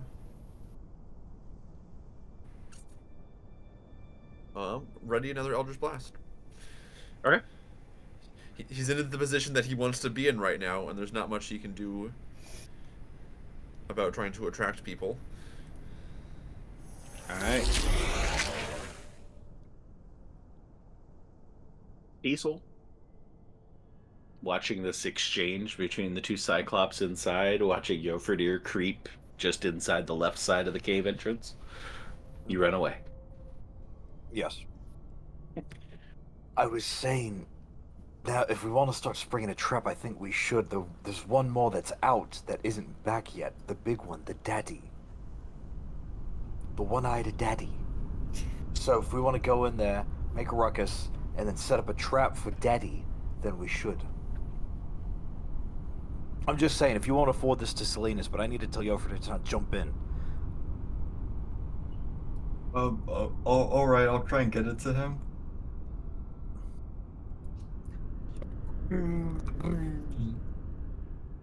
Back to Yofred. Do not go any further. Just wait. Just be cool. Be calm. Yofre's just like half crouched, gripping his axe in one hand, just ready to jump at anything that comes out. He just does a thumbs up. He's will roll me another stealth. Yes, sir. Disadvantage. Exalted Platypus asks, where's Cybil? I think you said no.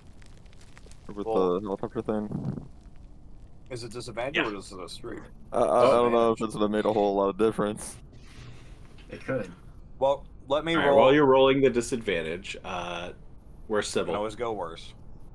Exalted Oh, no, Platypus did we would get like to aware know where's Cybil? Cybil. Yep, we Oh got it. no. Oh no! As soon Yeah. every time he's gonna hop in, he'll immediately ask where Cybil is. You can trust me on that. She's She's No, in the sand. this is a tougher. She's in the sand right now. She's like scratching her back, you know. She's far enough away where it's not a problem, but you know she's getting that grit. Sybil's gnawing on one of the. Sybil's gnawing on the log behind Alfred right now, just like scratching at it. All right, Sybil's on the map. There will be no further questions. Sybil is on the map. I love how Dustin's talk. Oh, Oh, of Mickey course. Mac. You just gotta watch more. Yeah, absolutely. Wait, you aren't saving your points to save us from imminent doom? God. No, Sybil's way more important. What are you talking about? I will say I know this. I know this person. They're a friend of mine in real life, and he told me specifically that he will only ever use his points to ask where Cybil is. I respect that. I love that. Real recognizes real. Yofre Yeah. will die for anyone in the party, but if it comes to Cybil, he will kill everybody in the party for Cybil. Yeah. And then with the big reveal, Chuck is Cybil. Yo. Oh. Well, Chuck, I think we're gonna be great friends. You like itches behind the ears? Yeah, yeah. All right. Anything else on your turn, Kiesel? Nope. So you're telling me the deal was for just pets and food?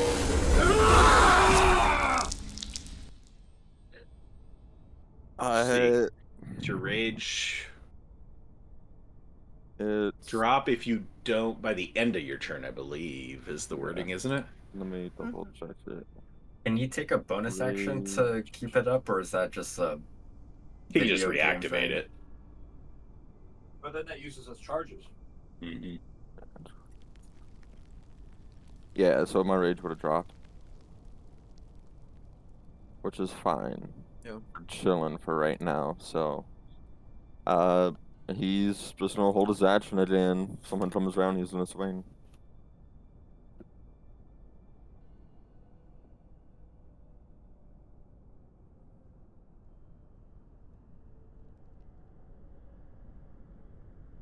All right.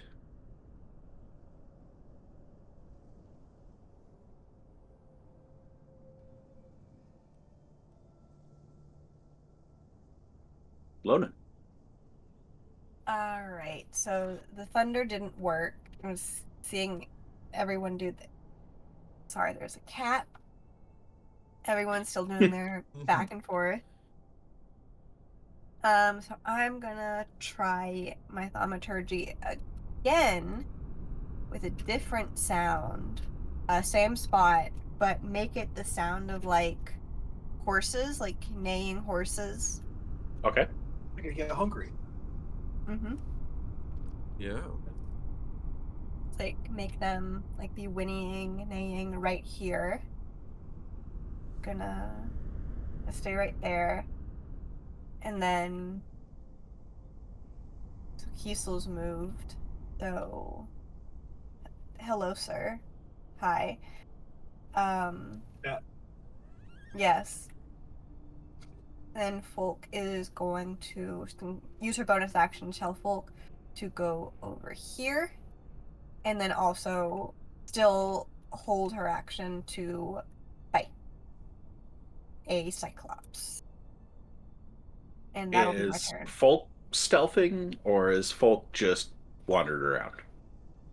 Folk would also be stealthing. So let Okay, me give me a roll. stealth roll for Folk. Alright. Where I have so many things up right now. Alright. Also, is Yofrider stealthing? Yeah, he would still be trying to keep quiet.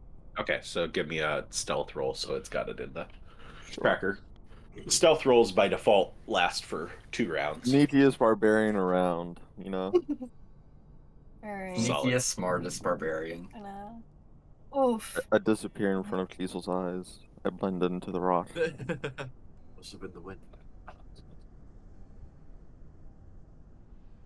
Folk is not being very sneaky right now.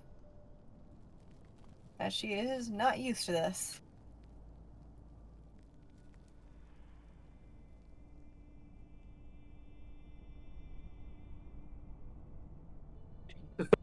Yeah.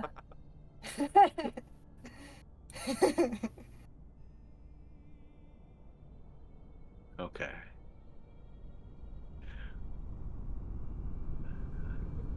Four on Folk. Okay. Mm-hmm. Yeah. When it gets to your guys' turn, if you are attempting to be stealthy, roll. But if you do it on your turn, it will actually auto add it to your combat tracker, which is lovely.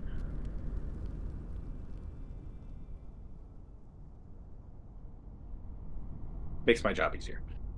Anyway, anything else from Lonan and Folk? Nope, that'll be it.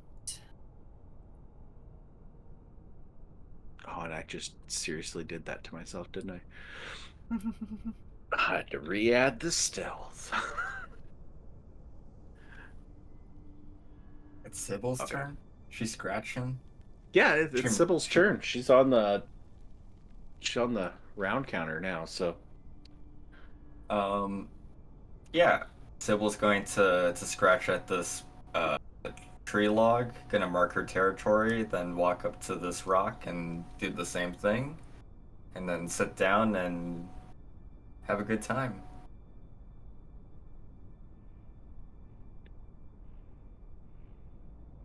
Or all those Roll me- multiple actions.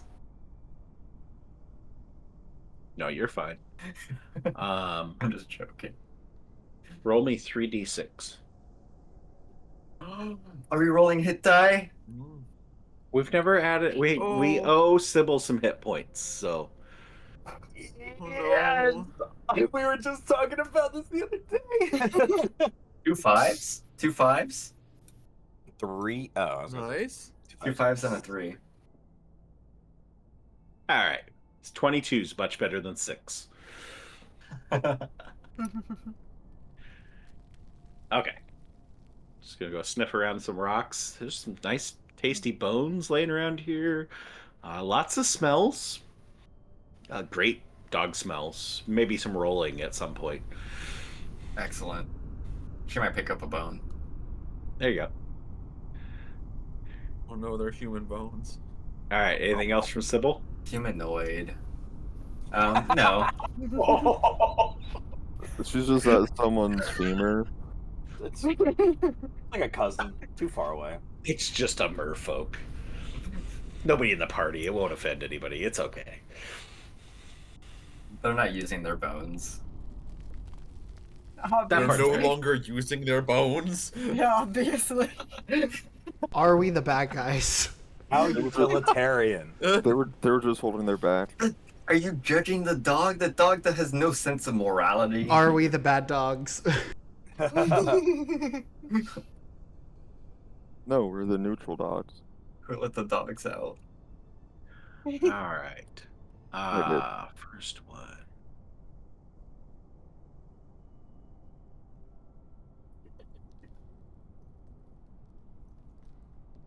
Wow, that was a stellar 2 perception check from the first Cyclops. Did not hear the horses neighing outside. You monocolloid moron. Oh, As he continues to just chow down on this horse leg that he's taken from the other one. That is how he will spend his turn. On the other one...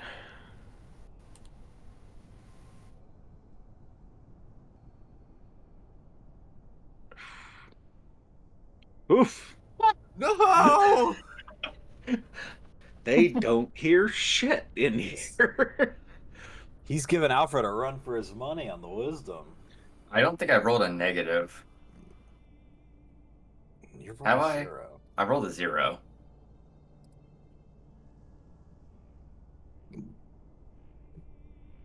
All right. He gets up, starts lumbering around the fire pit, just casting glances back over at the other one, heading further into the cavern. Xedre, back at your position of safety up on the cliff. Yep, nice to have a vantage. You got some fruit? Seeing Lonan, Xedre is going to go ahead and make his way over there. Yeah, and I'll have his Firebird with him. And you would notice the fruit here on the edge as you walk past the third piece that's been spotted so far. Oh, okay. And then, yeah, Xedre will just turn to Lonan and say, "So, are we just on fruit harvesting duty up here, or are we preemptively waiting for an ambush?" Lonan's gonna pull the half of the fruit that she has out of her pack. I figured y'all would probably be better at this. There's another one over there. Yeah, no, we'll get it in a little bit. Yeah. Xedre just looks. He's staring directly at the fruit. His eyes don't even pan up to Lonan. What? No, that would have been me. That would have been me a while back, honestly. I appreciate you trying. And he's going to go ahead and throw off his bird. And he's going to have the bird move its own speed. So it'll just kind of like hover right there. I'm probably going to go ahead and just move around the corner a little bit. You're good. And he will action dash Okay. over here. But that'll be his turn. Kind of the Firebird halfway in between. You still have movement left too. That was only 20. I do. I'm just asking. There's a rock here. You know what? There's a rock here. Ow. He's just going to hunker down. Thumbs up towards Lonan. That'll be his turn.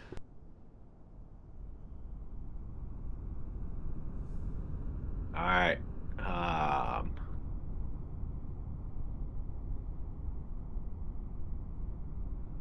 Okay.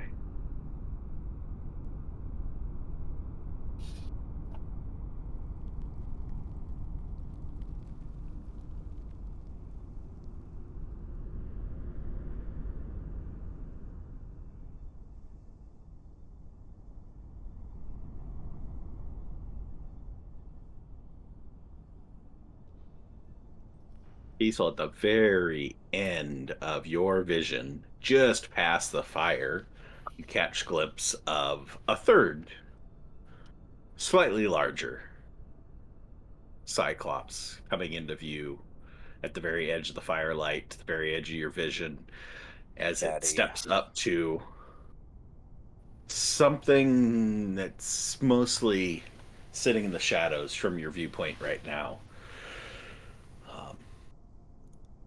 You just hear a rattle as like wood shaking. Wood and maybe something else, some poorly constructed contraption.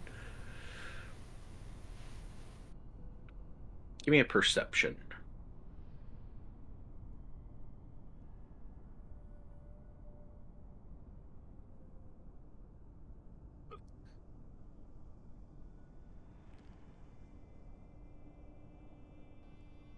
Can't quite make anything out as you're still standing out in the wind. Don't really hear much beyond this shaking and some pebbles and rocks falling off the cliffside in response to the activity inside. But there are three here. Three big, one eyed titans. We are back to the top of the order. Right. Alfred is going to make his way back this way. He'll only go like. Would he have to shout at 20 feet if he was 10 feet from Salinas? Or I guess 15? Would it be loud? You wouldn't have to shout. You just had to talk at normal volume. You couldn't whisper. Alright. Alfred's going to talk at normal volume. You saw these perception checks. You're probably safe. Right. Even if Yeah. Alfred didn't technically see it. He's going to try and relay what Kiesel said. Salinas, Kiesel says he saw two in there, and there seems to be a third one that's coming back soon. A father, maybe? All right, well, let's draw them out. Yeah, he said that we should try and do something before the dad gets back. Try and disseminate that information. And Alfred's gonna, like, turn on his heels and run 10 feet back. Okay. He's gonna have his Eldritch Cannon move 15 feet. Just inching closer towards the mouth of the Alright. cave.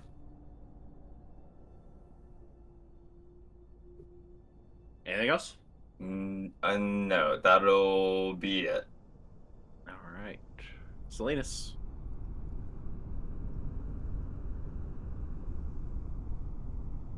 Additional information from Alfred. No sign of any activity yet from inside the cave that you can see.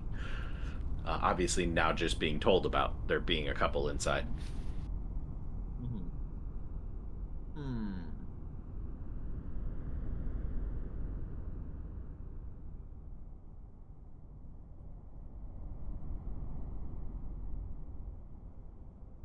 If Salinas thinks it's just like the two inside, he's gonna not even bother with stealth anymore and just shout as loud as he can. Kiesel, you over there, just get their attention and bring them out here. We're all ready to attack.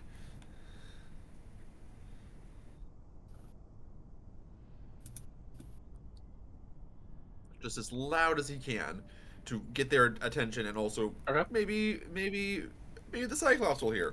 Oh no! And then Salinas will prepare another Eldritch Blast.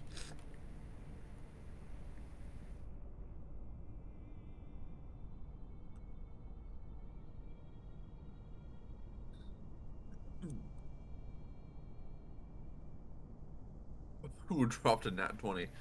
Nice. Kiesel and Eofridir give me perception checks. Since you're trying to hear through the storm. They'll be straight checks, but...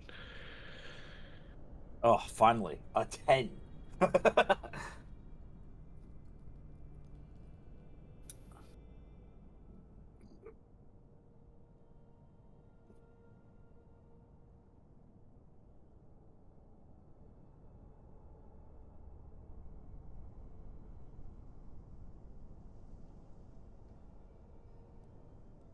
Oh.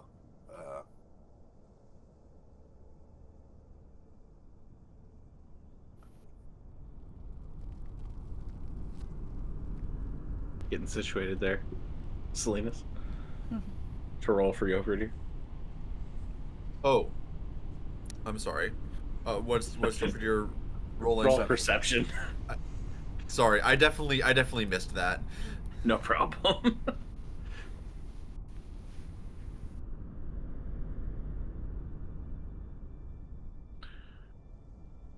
Yeah, Gilfridir definitely hears and understands everything that Salinas yells. Kiesel, you hear over the sound of your rotors above you, Salinas yelling, but don't know what he said.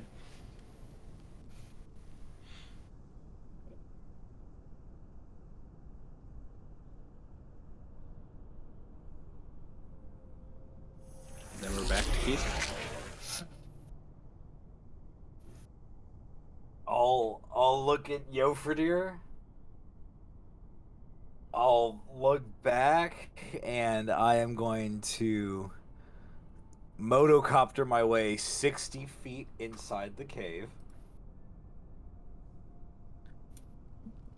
You don't see Yofridir because his 23 stealth beats your passive perception. So. I look to where I think Yofridir was, assume that he's done something so intelligent I can't even comprehend, turn back, and then move 60 feet in the cave. All right. Oh, what a man. What a move. Do they react to me at all? Just So the one, let's see, make sure I got the right one here.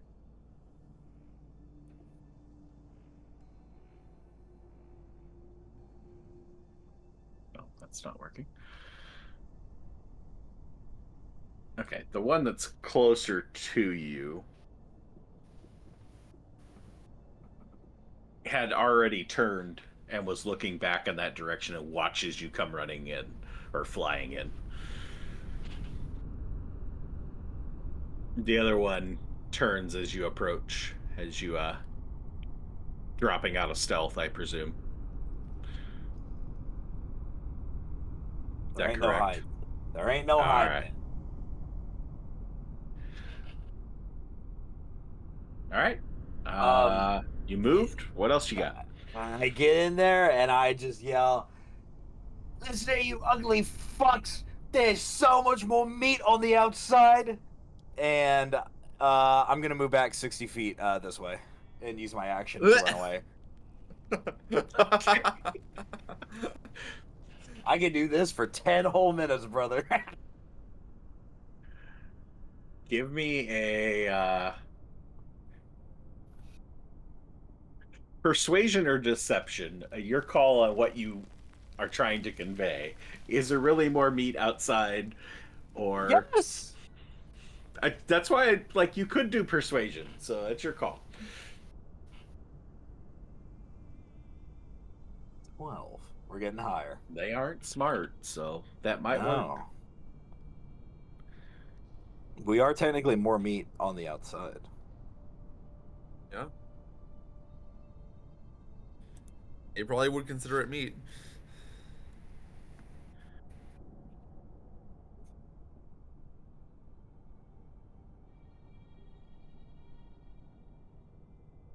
All right.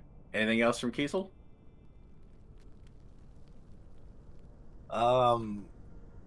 Bonus action, rub my eyes. I don't know.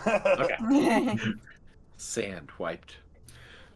Still smells the same. Yofridir. I think I'm gonna keep up what Yofridir was doing, and Hold at the ready? and hold ready attack and try to be stealthy. Okay. Yofridir, for the first time, actually has eyes on one of them. Yeah. Yeah. Hold a swing. Okay. Lonan. All right. Still honestly partially convinced there's nothing in there now because every time she's tried, nothing has hurt her. She's like, all right. Kiesel runs in, runs back out. Okay. Is gonna Hold her action to. She's gonna ready her aim for when she sees one of the Cyclops come out of the cave to shoot an arrow. And is using bonus action to command Folk to hold her action to bite when she sees a Cyclops. Okay. So that'll be my turn. Just a couple of held actions. And is Folk gonna hide or stay out in the open? Just gonna stay out in the open. At this Okay. point, we're trying to get them out here, so. Fair. Cybil. I think Cybil is going to make her way closer towards the campfire and see what's around there. Okay. She's gonna spend her turn like starting the circle around it. Is there anything interesting in the campfire for her? There's some bones. Half charred. Any non-bones? Sticks. She'll take Not a stick. lot, but some charred sticks. She'll gnaw on a stick for her turn. Okay. Object interaction. Yeah, that would Alright. be it.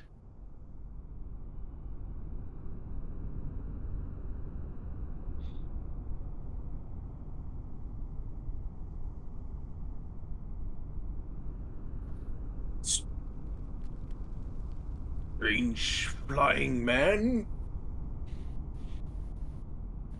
Reaches down, picks up a rock from the campfire, and chucks after Kiesel as he's flying out of there.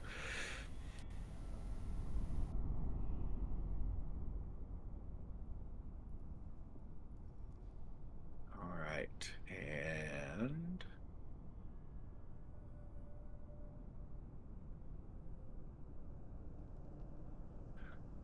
first salvo is thrown. Just, this big rock just bounces off the back of your armor. Ooh. That was some turbulence.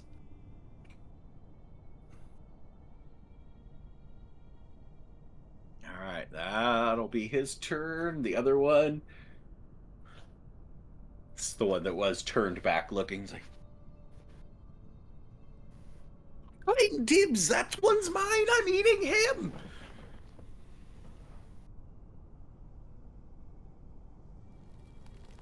Finally.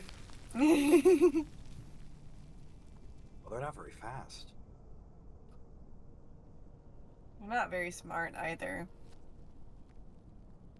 All right.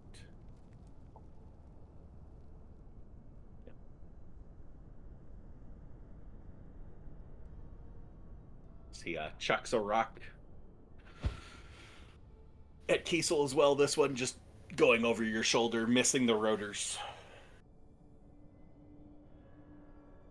And Xedre, as I think it's time to switch to some battle music since we're swinging now. So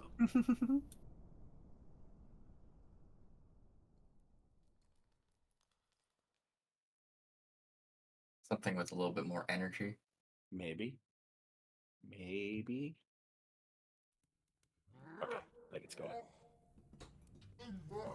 With some Cyclops grumbles in there too. Xedre, watching a rock go flying over Kiesel's shoulder as he's coptering back out of this cave. Yeah, Zedge is just gonna be like, well, okay, so much for trap. He's gonna like peek over the rock and he's gonna try to point out some place in the mouth of the cave, and he's gonna go ahead and whistle for his Firebird to go ahead and perch over here. Okay. He wants to go ahead and, in terms of trapping things, he's going to go ahead and ready an action if any creatures move over like the threshold of the cavern entrance, kind of like, I guess, in a little bit above the Yofredir's line with line. Yofredir, yeah. Yeah. Then he's going to go ahead and channel his spirit into his Firebird. So he'll hold a spell for that. Okay. Firebird will go ahead and hold a Flame Seed, but that'll be it.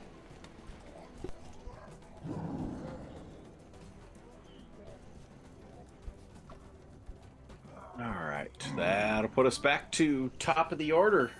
And Alfred, watching a rock clink into the back of Kiesel and another one go over his shoulder. And... oh, something's throwing things. Yeah, I haven't been Alfred's, able to see it yet, but you know there's something in there.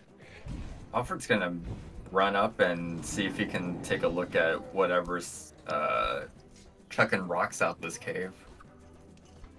And I guess his cannon will also move up closer to Kiesel. So as you get up closer, you can see this one coming lumbering towards the front of the cave. Yeah, Alfred's gonna go ahead and bonus action take a shot with his Eldritch Cannon.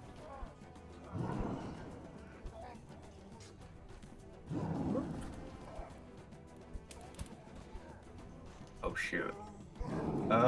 Yeah, not the best shot off the first one. Goes and hits the rocks above the entrance to the cave, go a little bit too high.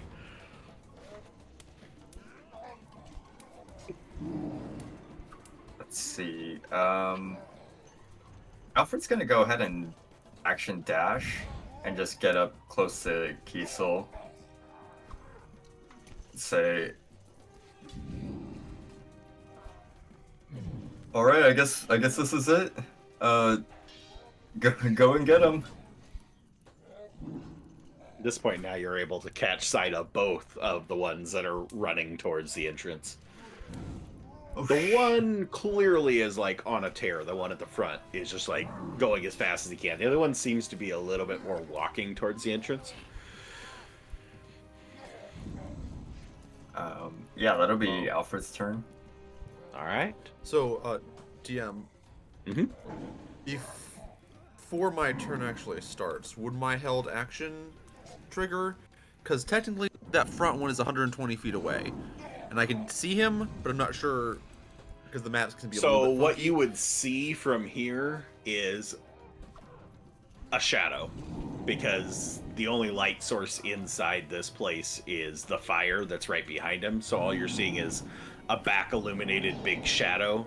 So I'd say you could do your held action, but it'd be a disadvantage attack because you don't have a very good eyes on him. I'll take it. Still better than no action at all. So Roll Exactly. 220s. If I have it held, might as well.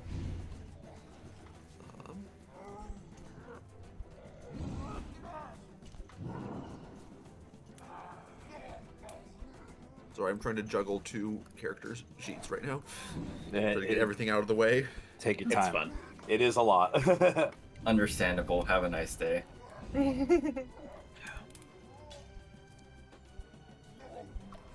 No, not the crit. I get one away. That still hits. First blood. Oh, I forgot to do that at disadvantage. Let's roll Let's do again a and see second what one. the other one is. Yeah. You hit either way. Solid rolls after all those single-digit rolls we had at the beginning of the session. So I know. yeah. Let off your couple beams of light, stretching out across the Eldritch Cannon over top and into the cave. And takes one in the left pack and then the other one on the right, just down in his gut. Just looks like you made him mad. Yofredir, having very good eyes on this guy, looks angrier than before.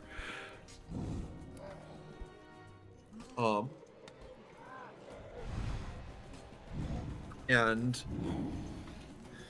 in if I tried to make normal attacks this round for my action, it would still be at disadvantage. Yeah. You're still firing at a Okay. shadow. Okay.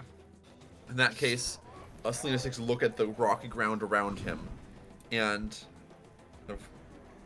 at his hip, his focus glows, and kind of shuddering stones kind of pick up and begin glowing with his energy, and 5 of them are rotating around his head as he holds his hands with power.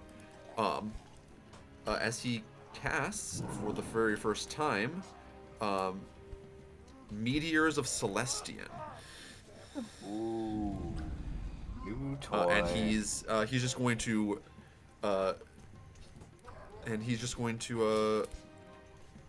wait for the Cyclops to come out into the light so he can start attacking. That'll be his turn. All right. Diesel. I hit you with a rock. With a rock.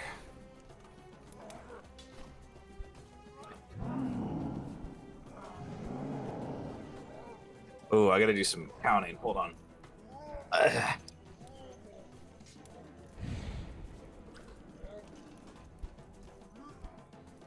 All right. So I'm gonna fly in, like right there. Okay.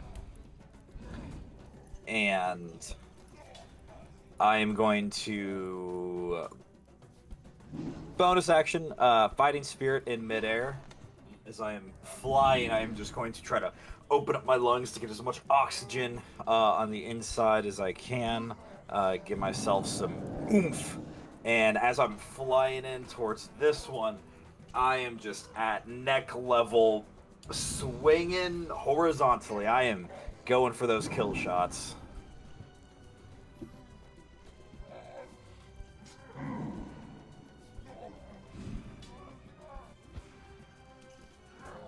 That'll hit. Loincloth flapping in the wind. He doesn't have much for armor. Yep. Followed by another Nice hit. max damage.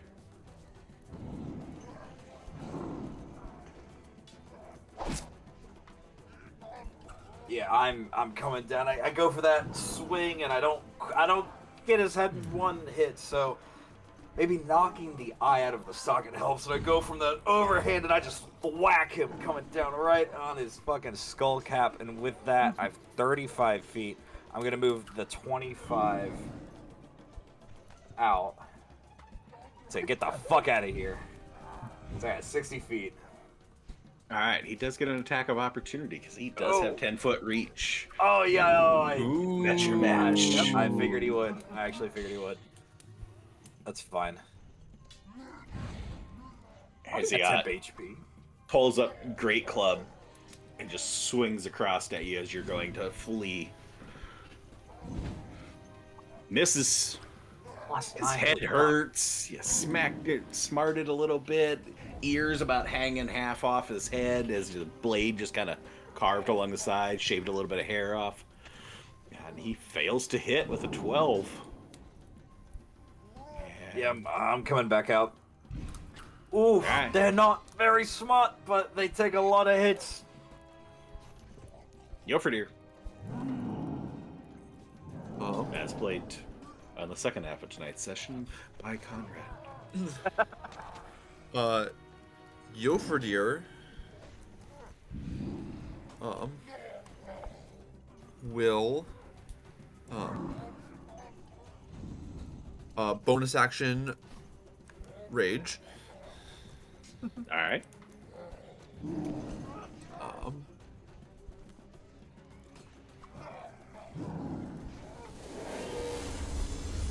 There it is. And then he will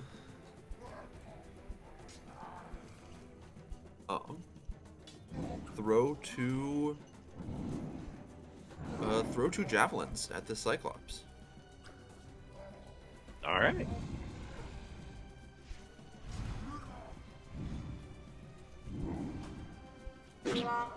Ooh. No, he already used his reaction, so don't get the negative effect of it.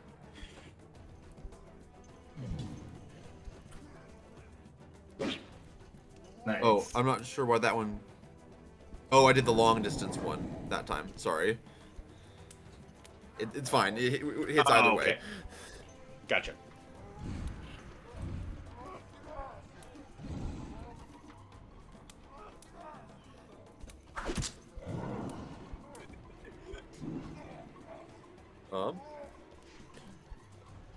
And then he's just gonna say, "Come and get me," and exit move a little bit further out of the cave, but still staying ahead enough that he could protect Alfred there. All right. That'll bring us around to Lonan. They're going in and out of caves. There's rocks flying out of here. Yeah, Lonan is going to move forward to about here and is going to use her bonus action, first of all, to command Folk to run in and fight it. Okay. But for Lonan's action, she's just going to hold her action once again to shoot off an arrow. But Folk is gonna run in, and she's gonna do a bite. All right. All right. Really? That's Oh my It's god. gonna use that attack of opportunity. It's not gonna get to do anything. So press the advantage. All right. Well, then that's my turn. All right, Cybil. Engage in the combat. Run away, Cybil! Run away! Sybil's gonna do a little barking, yeah. Gonna move this way 15 feet, and then she's gonna. How far back behind Kiesel did those rocks land? Like, One of them bounced off my armor. Yeah, one bounced off back into the cave. The other one would be about halfway in between Alfred and Cybil. yeah, she'll go and like investigate it. Yeah, Start that's making about her way right. around it. Yeah. Just start sniffing it. It smells like blood. It's got Oh, some sure. blood on it. Probably back away. That'll be her turn. All right, I'll bring us around to the Cyclops.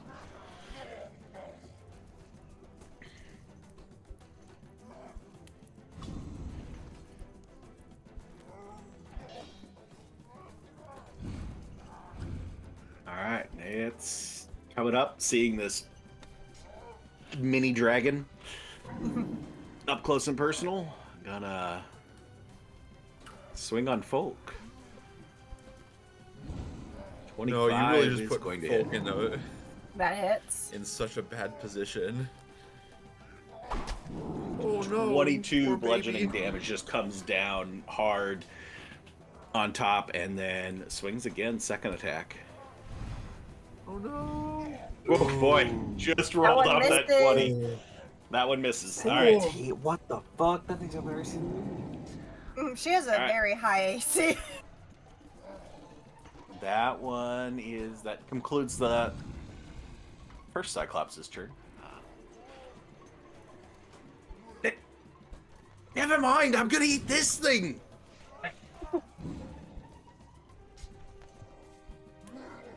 Swings 21 to hit. Hits.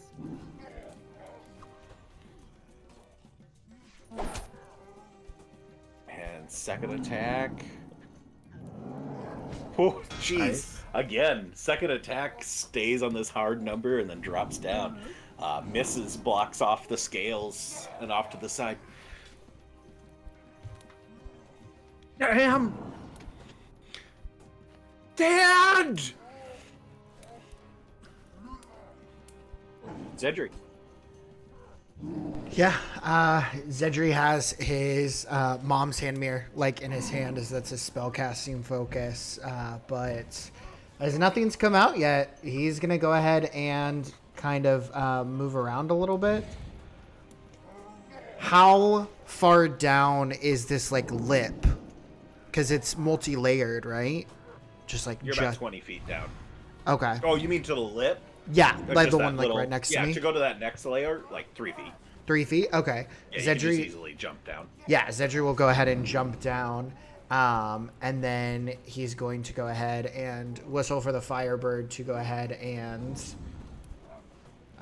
stand over the mouth of the cave. He'll still hold his channeling of what spell he wants to cast, but he's going to go ahead and have his Firebird flame seed if it sees anything.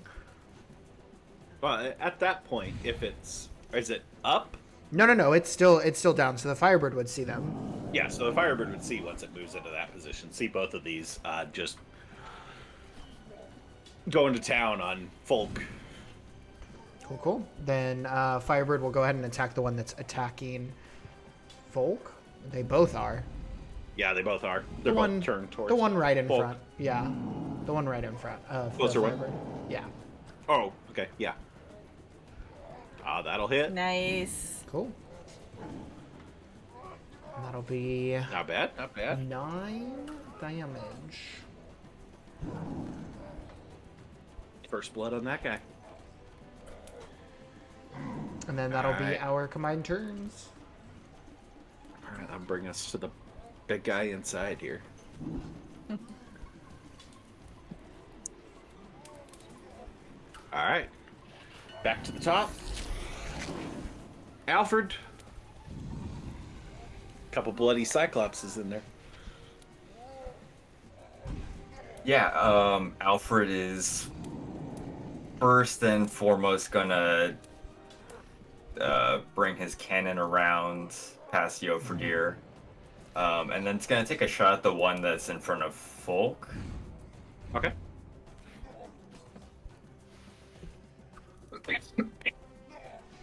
Excuse me. Ooh, there you Oh, go. nice.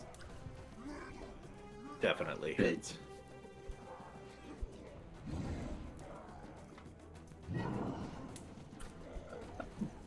Moderate damage. After that, Alfred's gonna yell out to Kiesel. Kiesel, stay on the ground for a second. I've got something else coming out. And he's going to drop concentration on Okay. on Fly. Ooh. And then he is going to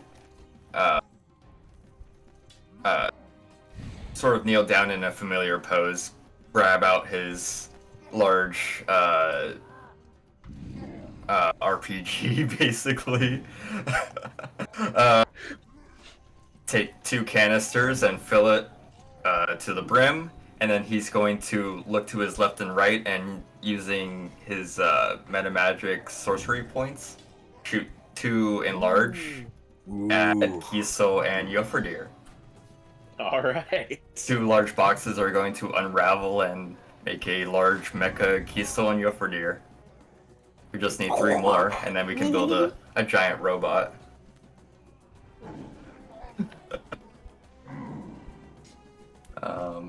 Alright, so...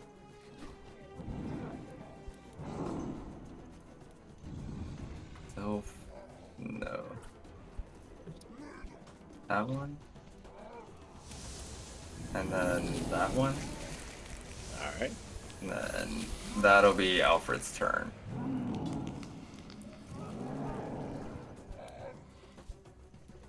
Pretty big turn. Yeah. Pun intended. Yeah. It's a large turn. If we're going by size. Salinas. They're all kind of grouping up around the entrance. People are getting bigger. Firebirds are flying in. And I Xedre's still can't standing on a see cliff. shit, right? Oh, let me do. No, you can see even less than you could see before. Great.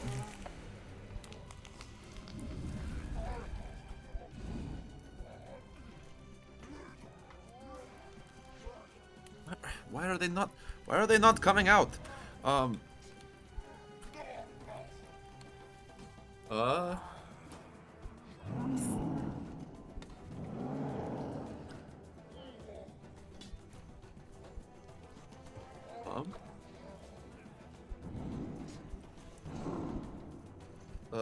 guess. Sleeves will try another Eldritch Blast. Okay.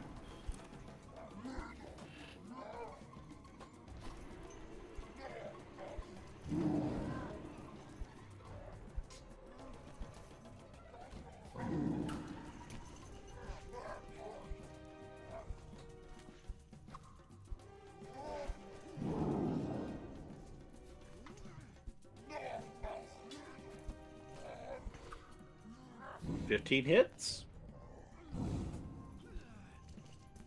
Gotta love when you roll a 6 and you can still hit something.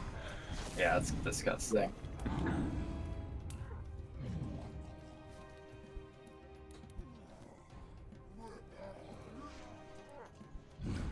7 will clearly work too. So.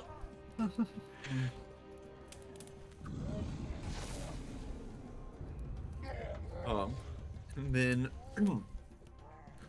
he stands there, kind of makes a flicking motion with his hand, and one of the glowing stones spiraling around his head fires out at this Cyclops with his bonus action. I'm joining the party, Salinas. What? I'm joining the party. No, I want to stand back and shoot things from 120 feet away. Salinas and Lonan, same page. God damn it! The one time that I don't hit. The one little meteor goes flying over off into the cave.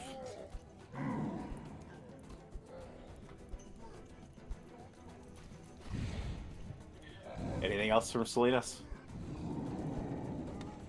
Nope. All It's his right. turn.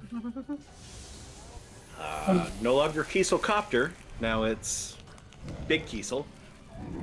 He's above average height now. How much movement do I have being big? Is it still doubled? Okay. I'm gonna turn to Yofridir and Alfred.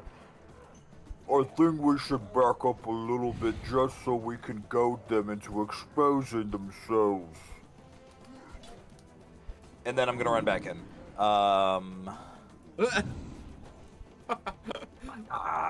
Middle mouse. I'll run right. Does there. enlarge give you an extra 5 feet of reach?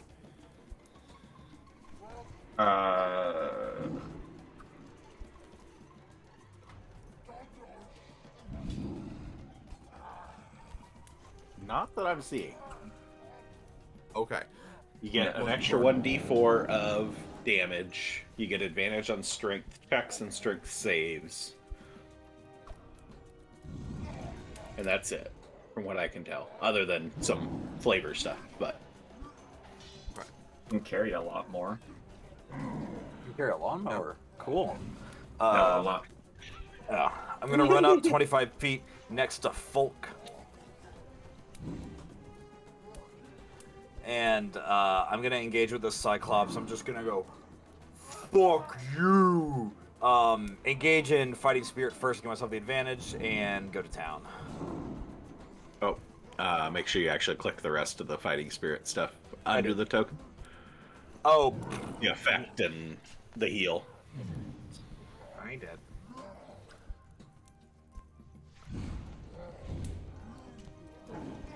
Nice. Oh, I want to cry. Of course, it misses.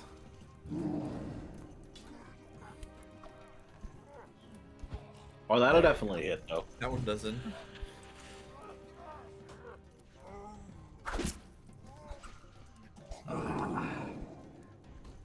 Oh, I wish I did more damage. And then I'm gonna run out 35 feet. Kinda right here, kinda back where I was. I will Alright, take now. the attack of opportunity. It will give the attack of opportunity. Come on, hit me! Hit me! 25. Yes! Oh, dude! As he hits my back, Kiesel will snicker and turn around with both middle fingers up and trigger the infusion on the Radiant Glaive, the little phoenix on it, and I will blind him. Against Alfred's spell save DC, of course. Okay. I'll roll the damage.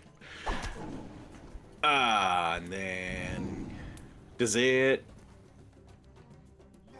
in your no, unfortunately, no. What's your spell save DC? And it's a con save, 16. I believe. I believe, yeah, it's a con save. I think it's Yep. and it's 16.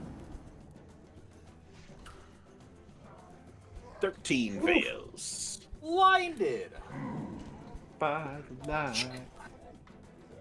Like a deer in the headlights. Stuck up like a deuce in the middle of the night. All right, he is blinded. And then I will run back towards where Yofredi and Alfred are.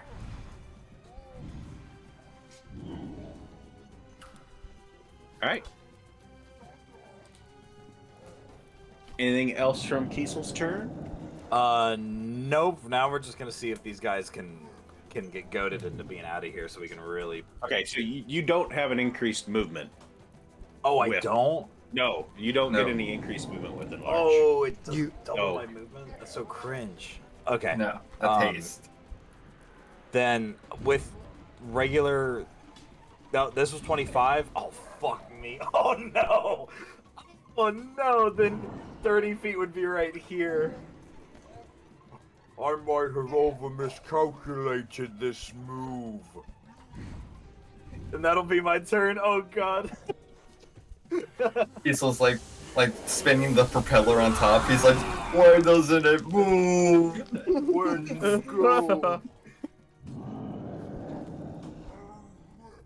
Out of fuel. Batteries Yeah? died. All right, Yofredi. Big Yofredi. Big Fredier? Large Fredier? Sorry, what large? Get our terms Large correct. Fredier. Yeah, I mean, Giesel did say to try to bring them out. So Yofredi is going to throw 2 more javelins.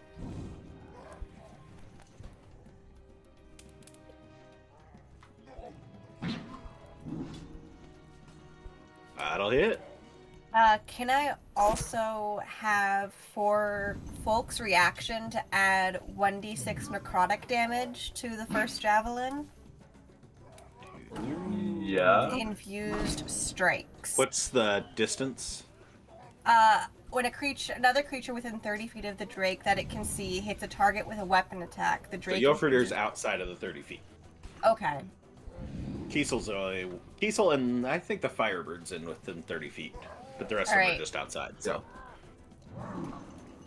but way to be on top of your Drake. That was good. Yes. I remembered reading that. And then, as a bonus action,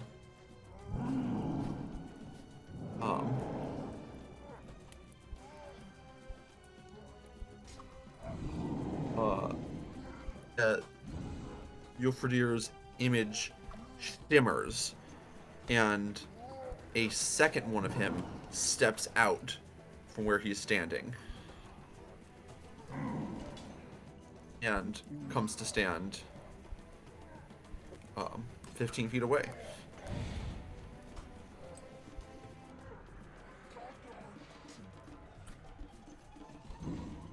I think this is the I don't know first time we've had Jofridir doing that, so It is. I suppose we better add an echo to his cohorts list. Oh. Or baby boy took a multi-class. Yep.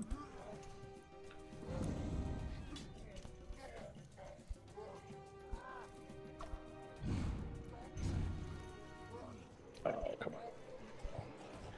My typing skills are... Okay. Is there a place for me to drag him onto the map yet? No, not yet. I'll... Okay. Where do you want to put it? You should be able to drag it out of the combat tracker now. We'll just keep track of there's 2 combat tracker. E's on the screen.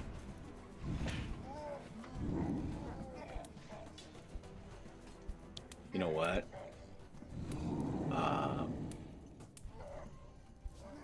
Am I lucky enough to have multiple Jofridir images? Oh, sort of. Sorry for any trauma this may cause, but Oh, evil Jofridir? yeah, it's the only other one I got. Do it. Do it. If you String could put for him... If you could put him right there.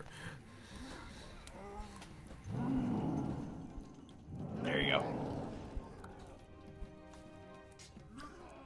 Lovely. Yes, it feels appropriate for Jofridir's echo. It's like a One more Jungian piece of shadow. art to create there. AJ, they just keep on adding on.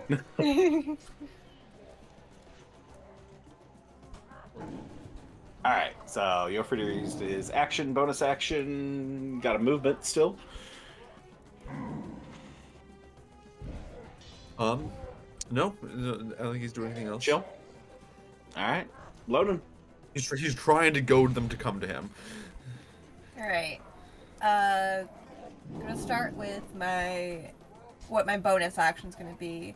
Gonna let out a low whistle, and that's gonna be for folk to disengage and run out of there. She did her part. And I'm once again just holding my action to shoot my arrow. Someday there will be an opportunity to shoot. But yes, Folk Yeah. is going to disengage from the Cyclops and scurry her scaly little butt to right next to Echo Jofridir. Bye, Kiesel.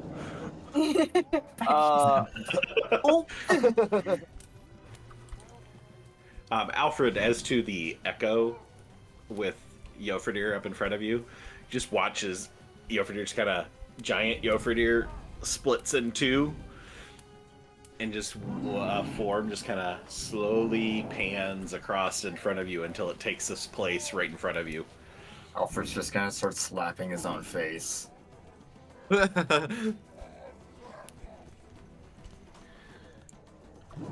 All right. No, the echo does not have a.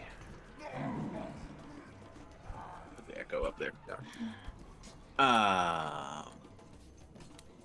Cybil. Rock. Smells like blood. Giant things.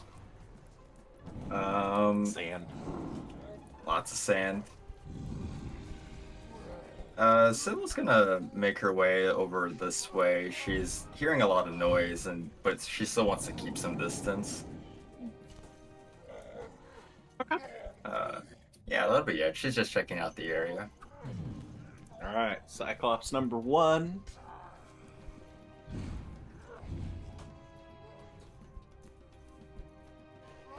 Kiesel, you're a nice juicy target. You're weird robot contraption flying man. Oh god, this isn't the one that's blind either. Fuck me.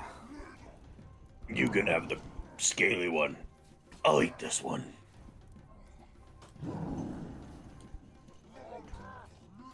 $25 to hit. It just barely hits, but yeah. It was a close one.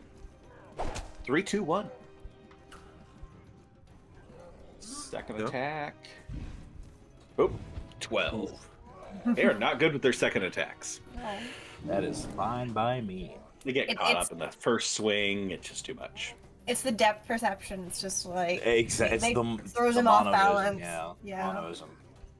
Goes just clobbers down on your left shoulder with the first hit and goes tries to swing in again. But depth perception, yeah, is a little bit tricky as it just goes and grazes across straight in front of you. Just you feel the air move, but it doesn't make contact. And blinded one. Who hasn't got to roll an attack out there?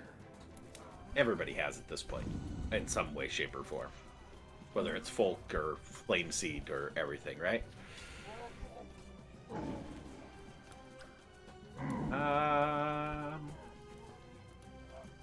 You know what, Alfred?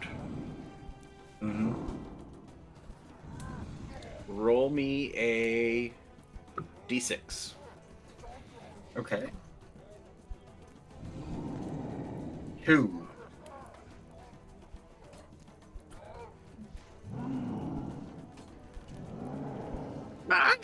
Eyes! Don't, where'd he go? He starts wandering off into the cave, away. Nice roll of the 2. Nice. Swinging Nice. wildly at nothing out in front of him as he hits some rocks.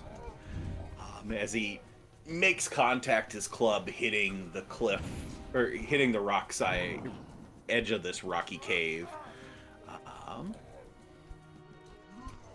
I need a d20 roll from Kiesel, or from anybody who is within the cave. So Kiesel and the 3 Cyclops. Oh. This is just a regular d20. This doesn't count as like a saving throw. No, it's just a regular d20. Interesting. Okay, so What a range of. the first A range of Cyclops and Kiesel both need to make dex saves. Pretty even distribution.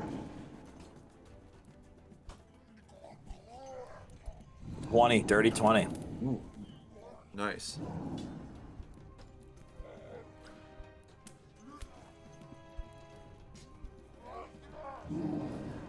Okay.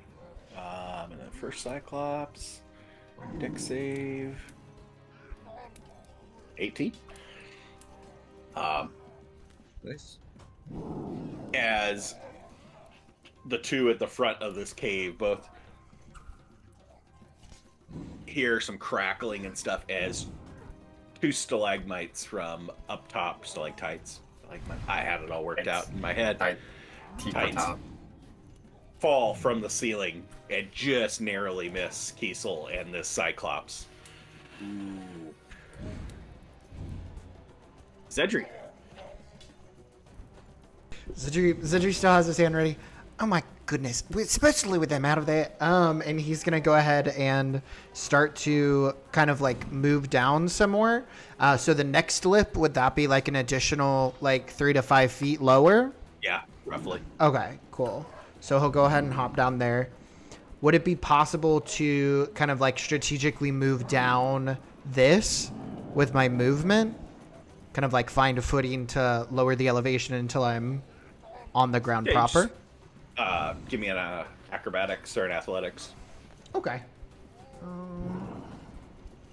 Let's go ahead and go acrobatics. Dirty 20? Easy.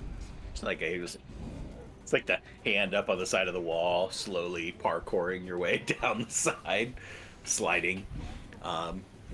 Able to make your way down to the ground without having to give up any extra movement. Oh, so, but I'll still have to move You like have to over move here. this however far you have to Okay, move yeah, on the map, 5, but it's 10, not costing you any extra to do 15. the Okay. climb. And then Xedre will go ahead and use the last 15 feet of his movement to get around there. And it's possible to kind of like peek around the corner a little bit. Yeah, at that point you can see the 2 parts of the 2 Cyclops, yeah. Okay. Xedre's just gonna throw up his hands and say, "Well, that's the problem. Okay, Kiesel, why are you in there right now?" And he is going to go ahead and flip his mirror, and he's gonna take his hand with the skull on it, and he's gonna catch the light, and he's gonna burn into his hand ever so slightly. And with that, his Firebird is going to go ahead and cast out one of its feathers, and it is going to turn into a roaring pillar of flame. I'm going to go ahead and cast my new spell, Hearth Spirit. So, You have her spirit? yes, I have Hearth Spirit. So the Hearth Spirit is going to be right here.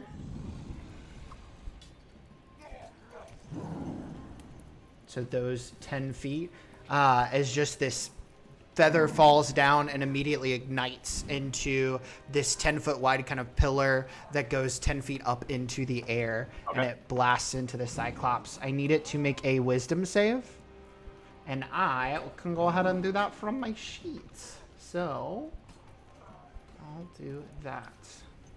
That's great. Uh-oh. Oh, cool. That's just prompting me to roll. Awesome. Oh yeah, I definitely failed. Cool. So then it 6 is reduced to a 4. going to go ahead and take 3d6 fire damage. It's also going to take an extra 8d8, so an extra 1. Yep.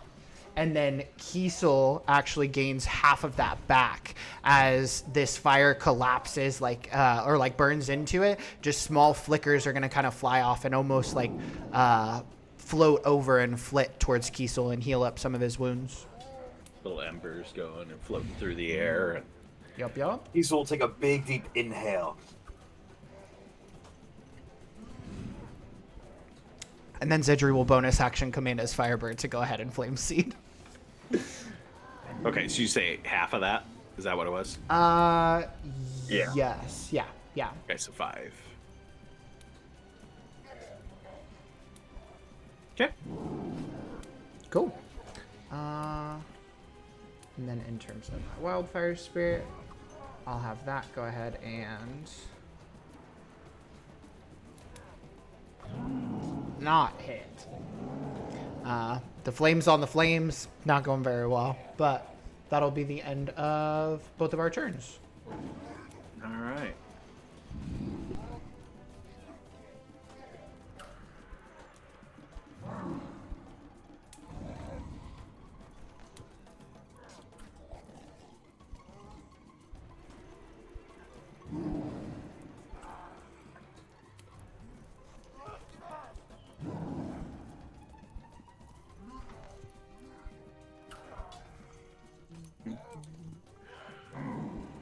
All right.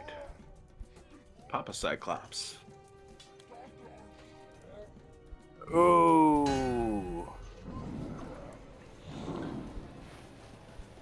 Grabs one of those stalactites off the ceiling, rips it loose, and chucks it like a spear at you as it embeds in the wall behind you, missing. Golly. And back to Alfred. Golly. Indeed.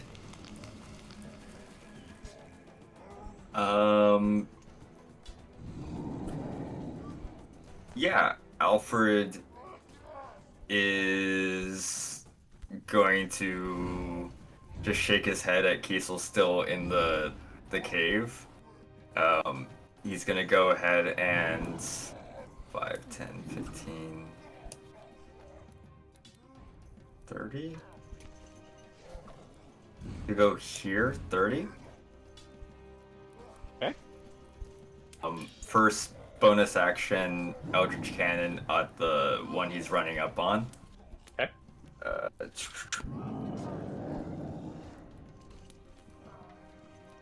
That'll hit. Nice. 2d8, and actually another d8. Ooh. I forgot the last time. From explosive Oh, for cannons. your... Yep. Yeah, for 9th level. 6. It's on that front one, right? Yeah, it's on that front one. All right. And then Alfred is going to take out his scimitar, and he is going to flip a little switch on it, and he's going to slice at the Cyclops in front of him, and hopefully he'll cast Leading Strike.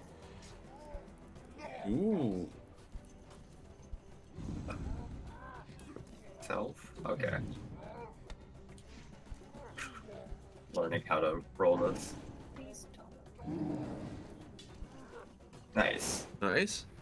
Okay, so on hit, and now Cecil, within 5 feet of me, you now have advantage on the next attack roll you make against this target before the start of my next turn. And if you hit it, you get an extra 1d6 radiant damage. Ooh. Wow. Nice. Hearing him missing all my hits. So as Alfred slices into it, there's this like shimmer that you can see as it sort of like glows from the wound. I need to roll damage. This was a great idea, but I think we need to be outside. Oh, I think it rolled the extra damage already.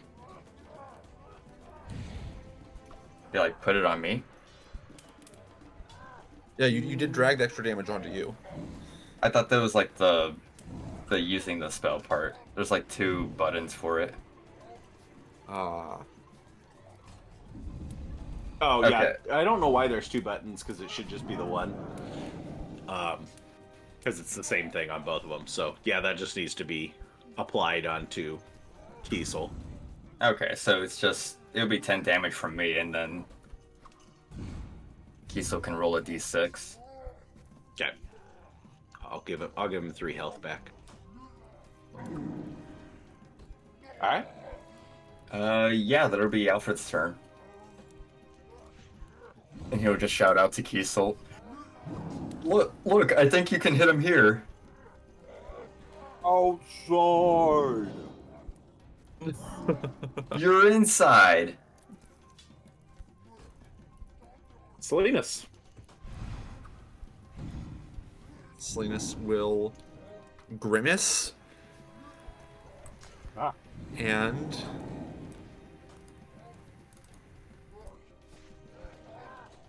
Can I Eldritch Blast again? Or an Meteor? Eldritch Blast again. Alright, so it's going to have half cover now. Because it's halfway around the wall. So just click the half Well, I'm cover button as well. I'm shooting the one that's just in front here, right? Is that one way around the wall?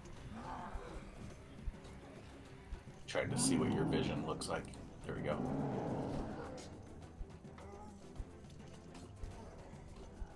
Yeah, that would have half cover too. They're both, you either got half cover from one wall or the other wall. Okay, can I move? If I move over 15 feet? Does he no longer have half cover? The one that's closest to the door, I'll say, doesn't have half cover. You still be the disadvantage.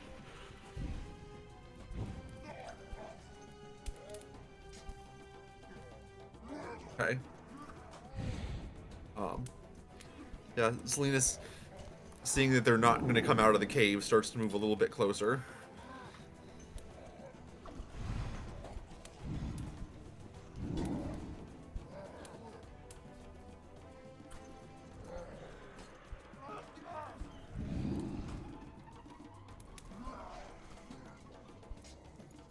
Just losing those crits.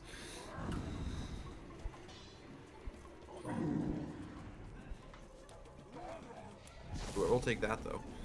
That's nice.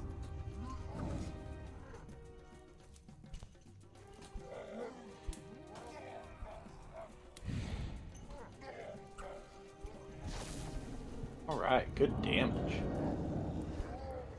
Salinas will once again try make that flicking motion, and another one of the now 4 stones spiraling above his head goes shooting off like a star at the Cyclops. Wildfire spirits just like flapping wings, meteors going past, Eldritch Blast. Are you kidding me? Are you kidding me? Let me use my new spell, damn it! All 3 fumbles have been the same too. Yeah. Yeah, it's been the attack of opportunity every time. It does so much damage. Just let me use my goddamn spell. Don't curse the gods. I'm cursing you. Not gonna invoke Aurora, she'll smite me.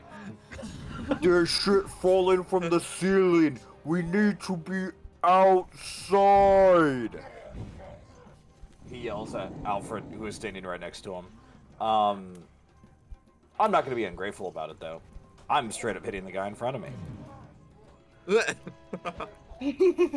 Is everything going to be auto-applied, or do I need to roll a d6 with my damage? It should auto do it. I added it onto you, so. Yep, Oh, there it is. Got a yellow dice now. Nice. It's a bonus action. Can I pick up Alfred and run out with him? Or would that be too much? Can I just run? He would be within your carry capacity. I would say I'll let you do it as a pick up an object. As long as he's not posing it. Alfred, The objectification of Alfred begins. I'm sorry to say you're being objectified. Yeah, you got a bulk up, boy. Do I need a strength check, or can I just pick him up because I'm big? I'm pretty sure his weight will be within your carry capacity at the enlarged level. Yeah, I think enlarge gives you like It double doubles carry. it, doesn't it? What are you sitting at carry capacity? I think so, yeah. At 135? My max is 240. Yeah, 135, and you're getting an extra 240 on top of that. Oh, dude, fuck yeah. So I'm pretty sure Alfred weighs less than that. If we're going in proportion to player, probably. So I'm gonna grab Alfred, and I'm gonna back away with him. If there's any, like, I'm shielding him from any like attack of opportunity, but I'm moving. I'm gonna move the. Let's call it. Oh, God damn it! Every time.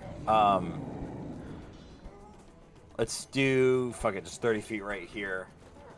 With him. Remember, you are a large creature, so you take up 4 squares.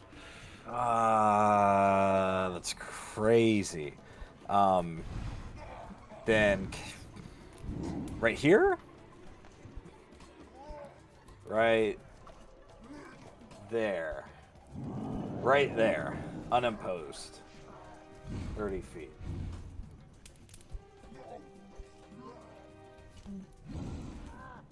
You went through a wall. I'm gonna drag Alfred with me. So I bring him out. Okay, And then so I'm gonna hold him up towards the mouth of the cave. That way he can still point and like do things. I'm just holding him like a baby. Okay. So it'll get an attack of opportunity, but it'll take it on you as you're shielding Alfred, so Alfred's protected. And it'll miss with a 3. Nice. A lot of 3s on Nice. Yeah, good. Let's keep it that way. these. Okay, so you This run is out, for it your own swings, good. missing.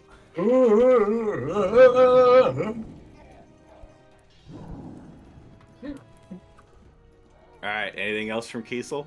No, he has done enough. Yokerdeer.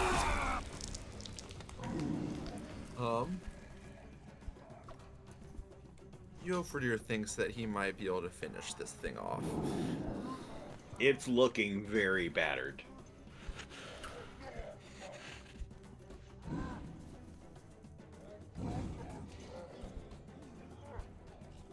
gonna go charging up. Great axe whirling with an ominous thrum. And he's going to reckless attack.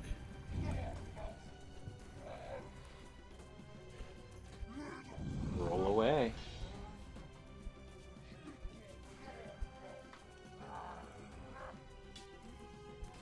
That'll definitely splitter. hit. I hope it wasn't a head splitter. Oh.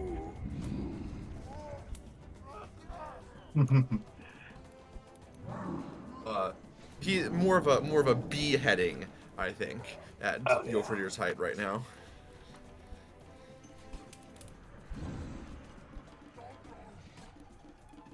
Yeah, goes for hits the neck and then cleaves through into the shoulder, and just the head rolls back a little bit, opening a gaping wound in the neck before it crumbles to the ground, gurgling as it's attempting to cry for help and falling dead. Yeah, I guess. But he has another attack, but can't really attack anything else. So he'll just back up another 10 feet with the rest of his movement. All right.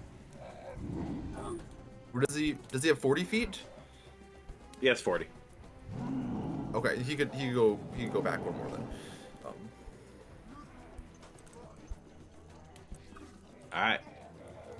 How Lonan. high is this cliff I'm right next to? Let's see. About 19, 20 feet. Oh, easy. Alright. Lonan will climb down it, so that'll be, say, 20 feet. So she is another 10 left. Okay, give me an acrobatics or an athletics. Alrighty. I'm gonna do... Do it with advantage, because you do have a climb speed, you said, right? Yeah. Yeah. Do athletics. Oh, 17. no problem. Alright. And it's gonna use the other 20 feet to go right here. And is once again just gonna be prepared to shoot an arrow. Yep. Gonna use bonus action to have folk move out a little bit so that it's not super crowded at the cave mouth anymore. Okay. And that'll be my turn. Cybil? I think Sybil's gonna run over to Alfred, seeing he's so like rushing out with Alfred in his arm. She'll just like come up and start like sniffing around and seeing what's up. She understands that something's going on. Sit down for a couple pets. That's it.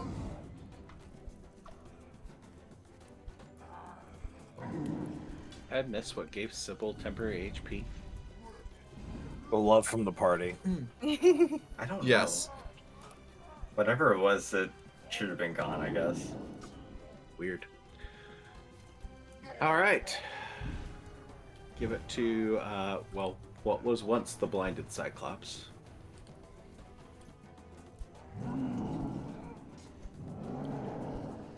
Man, being blinded really fucked that guy up.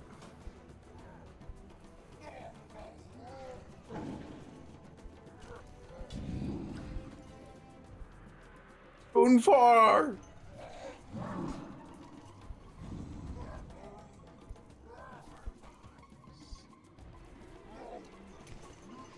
Goes charging in,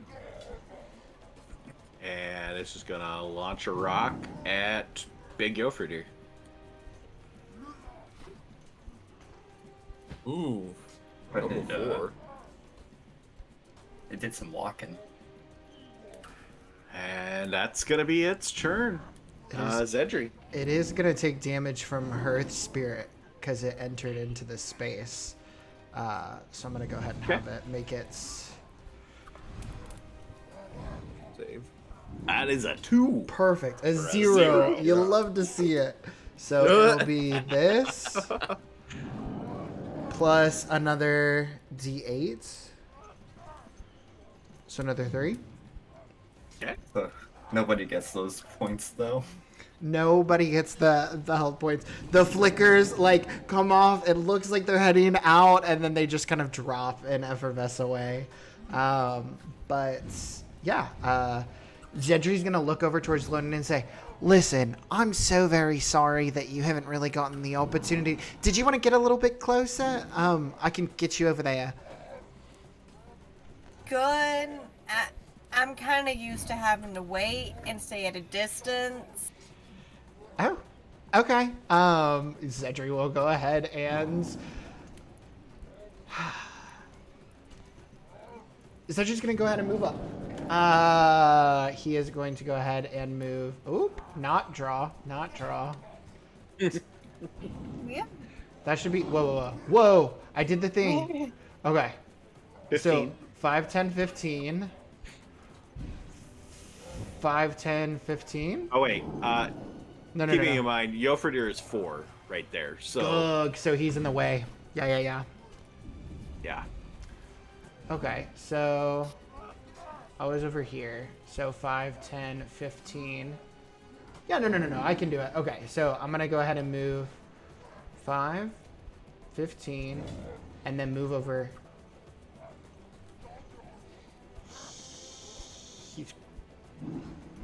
I'll move over there. Move right in front of it. Outside. Oh, we're gonna bring him outside. Okay. Xedre is gonna go ahead and take his staff, and he's gonna go ahead and try to hit this thing, if possible. All right. So let's go ahead and see if that hits. Yeah. No, absolutely not. He's gonna miss, and then he's gonna go, "Oh, okay." And he's gonna whistle for his Firebird to come over with this bonus action, so that he can go ahead and teleport away. So it'll move up to move the both of them 15 feet away. So 5, 10, 15. With the Firebird over here now. Yeah, All right. and that'll be his turn.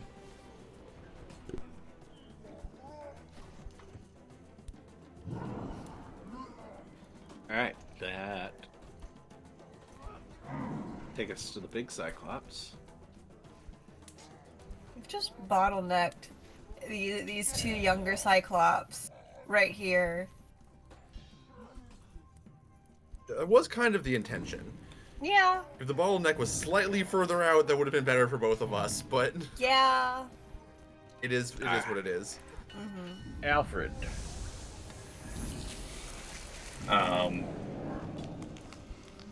Is Kiesel still having a grip on Alfred? I can See- let go. He can.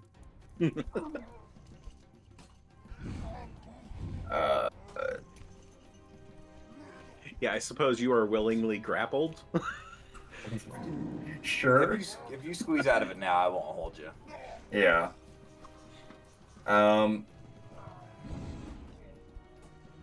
Well, Alfred's not really gonna go anywhere. The Eldritch Cannon is just gonna take a shot at this one coming up on it. Okay.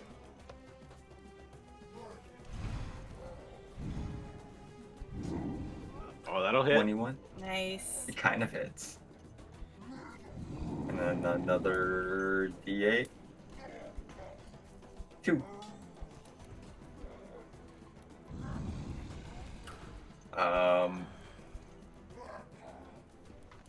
Yeah, Alfred's just gonna stay back actually. He's not gonna really use his action. He's been told very firmly that they need to get out of the cave. And that'll be his turn. All right. I'll bring us to Salinas.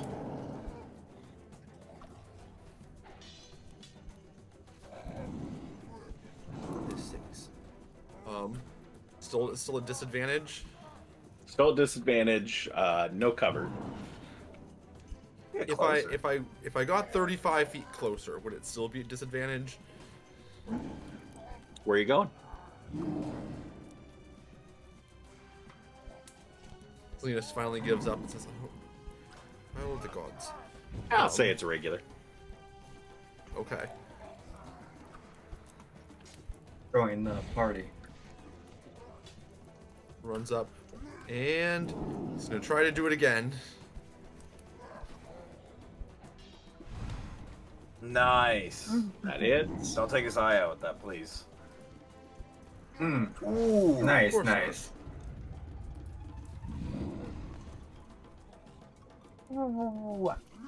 Damn. He's gotta have like 1 HP. Okay.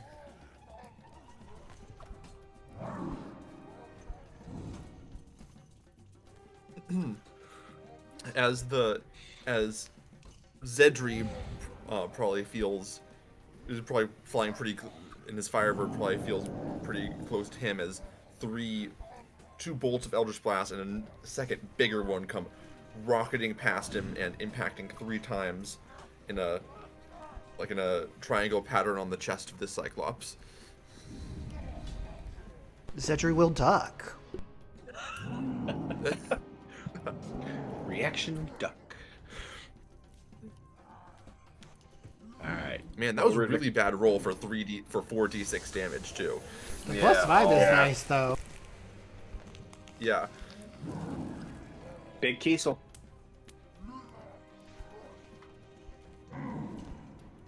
Come on, Beasel. If I get within range and I strength check his dumbass, can I throw him out into the open?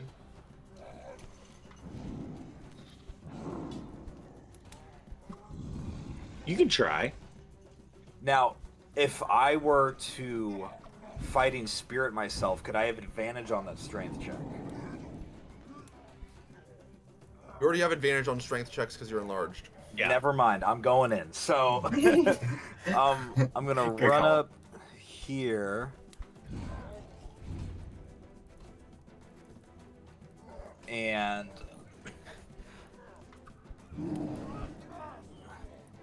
I'm gonna grab him by the shoulders and I go, "We have a bone to pick. We have an eye to pick with you," and I'm gonna just fucking throw him out of the cave. Or at least I'm going to try. Okay. That'll get you. That's your 30 feet. Because you slow down going through other people's squares since you're walking through everybody. That is true. Excuse me, So- pardon me, excuse me. Stepping over Cybil and the Echo and Alfred and up to this thing. Okay, give me a strength check to basically grapple the guy.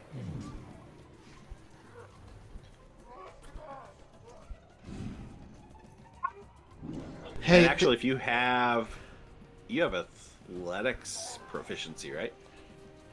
Yes, I have very good athletic. Can I? Okay, so you can add an extra 4 onto that, so that'd be 14. can I give I rolled a 14. can I give Kiesel inspiration? No, don't do that. Alfred is going to run up to Kiesel, and he's going to put this like. How is Kiesel throwing this Cyclops? Well, this is him Like- grappling him right Oh, now oh, before just he grappling? tosses him. Yeah, I haven't Okay. even thrown him. He's got to get a hold of him before he can toss him.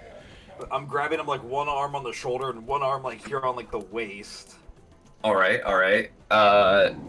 Alfred's gonna run up with his rope, and he's gonna attempt to help like rope him in using his flash of inspiration. Flash of Genius, okay. Flash of Genius. Plus 4? Names are important. Right? Yeah, it's a +4. Okay, so we're to 18 then? 18 total. 18 grapple check.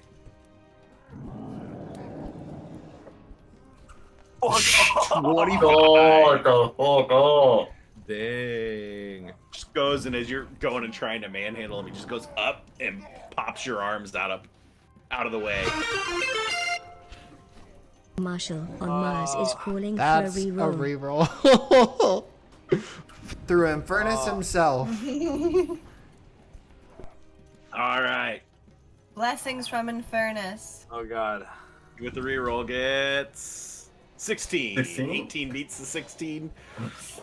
He goes and he tries to break free. Nice. Thought he had it. Now, how do I throw him? I'd be another strike check. Another athletics check. Another athletics check right now? Yep. With advantage or just straight? With advantage. Yeah, Because it'll it's a- auto do advantage because of your enlarged state, so. Or it should. Oh, that's 20, bitch! We're chucking him out. We're chucking him out. Alright, with 27.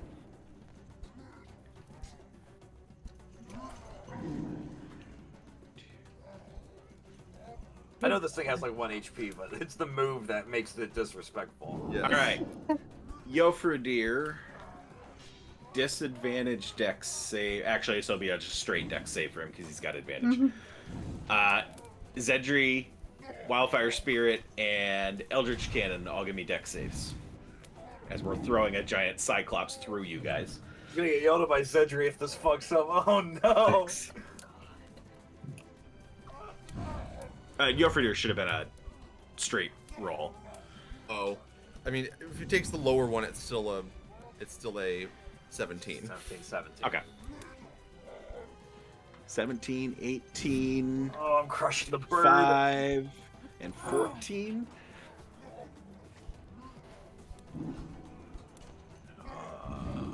Let's see.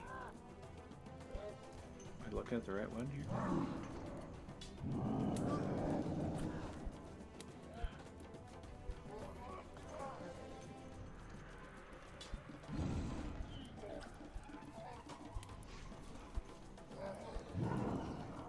All right.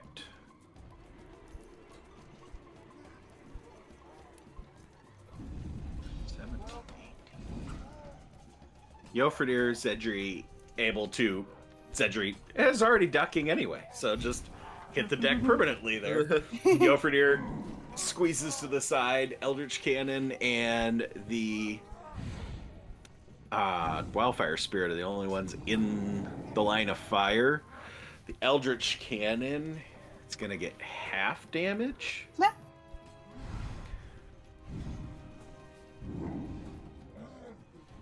And the Wildfire Spirit's going to take full damage. So 12 damage to the Wildfire Spirit, 6 damage to the Eldritch Cannon.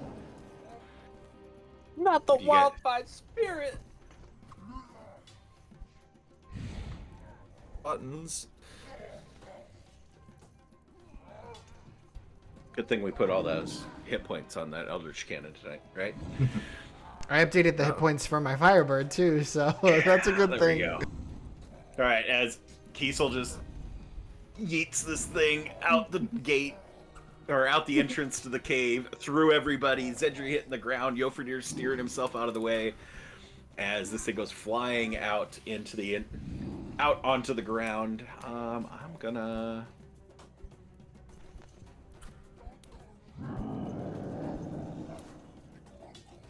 I'm gonna give it 1d6 worth of bludgeoning damage from hitting the ground as he gets yeeted out of there. It's a bloody mess as he goes sliding across the ground, and he will be prone as well.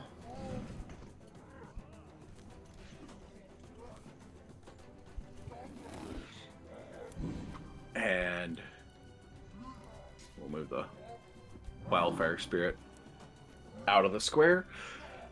Kiesel, Let's see. That was your movement. That was your action, bonus action. I think you're probably done. I'm Yeeted a gonna Cyclops. I'm gonna sit there and as my very last move of my turn, I'm just gonna like emote on him and flex my arms. In full view of his father. Oh, in full view. I hope his father's wearing a loincloth. He's next. Yeah, Yofridir's gonna come up and just smile down on this thing that's just ripe for the picking.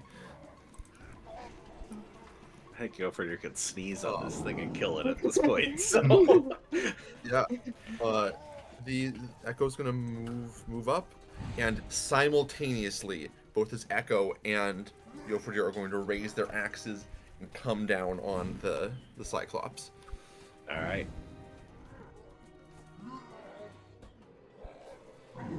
Swing away.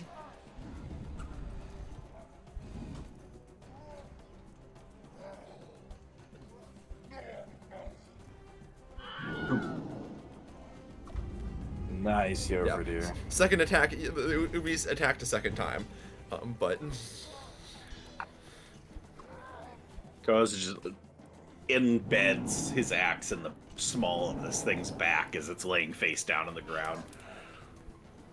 And you get a as it slumps to the ground. 2 down.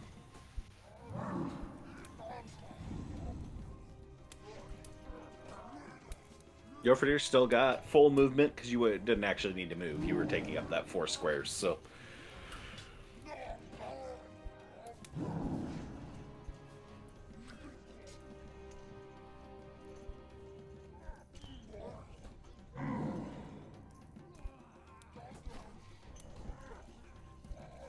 oh right, that's what those markings are for.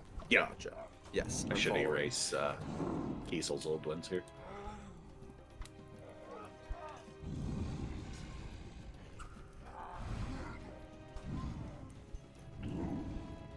That's to mark that Kiesel was holding up an L for the guy he just dropped. Using the wrong hand.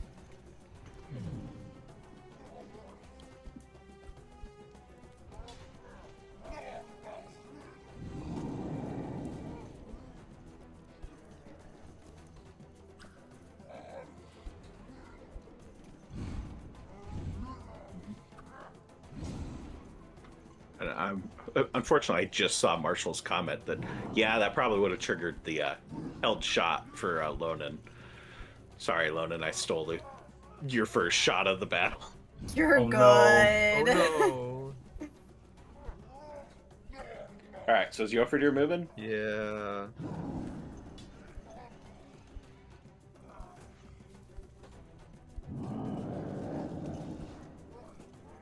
Honestly, I just get to Oh, yeah, save your my figure's done. arrows. You're running those consumables like Kiesel with his javelins.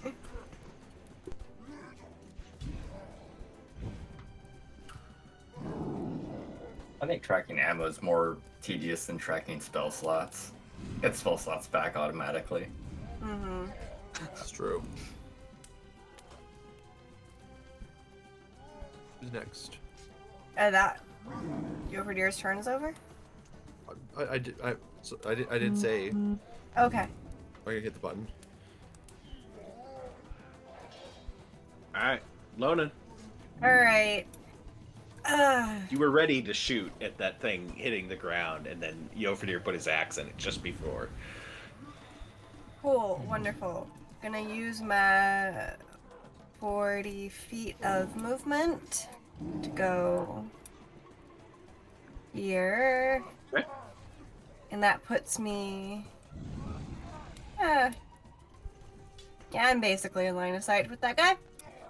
And it's definitely within range of my longbow. So, just gonna shoot it Do with it. my longbow. Do it. Alright, like...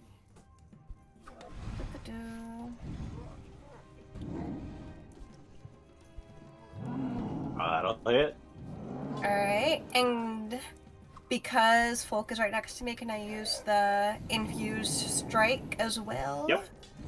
Awesome. So first Yes. is piercing damage, Nice. and then necrotic damage. Oh. Oh yeah, it's supposed to grant it onto you. You just drag it onto you before you make the attack. Okay. So just roll a d6. That'll do it. Ooh, max damage. Alright. And gonna use my second attack to also just shoot with my longbow. That'll hit. And Nice. piercing. So 2 shots. Bang, bang. And I should have done this before, but I'll go ahead and do it now before I forget. I'm gonna Hunter's Mark the Cyclops.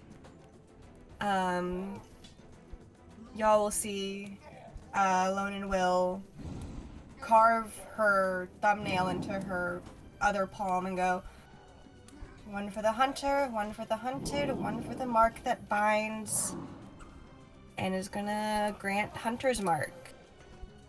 And the Cyclops will have, like, on its palm, 3 red lines.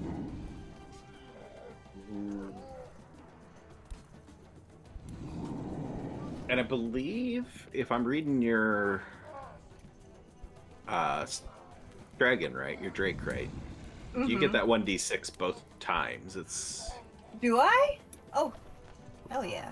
if I read it right, it's every time, whenever another creature within 30 feet of the Drake that it can see hits a target with a weapon attack. Well, it's to use its reaction. Ah, yes, it is a reaction. Never mind. Never Yeah. mind. I missed reading the reaction part at the top. Thank you for calling me out. Of course. But, Hunter's Mark, 2 attacks. That's my turn. Oh.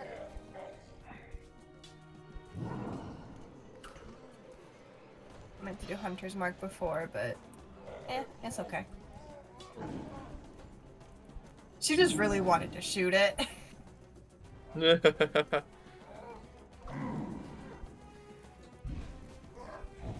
Okay.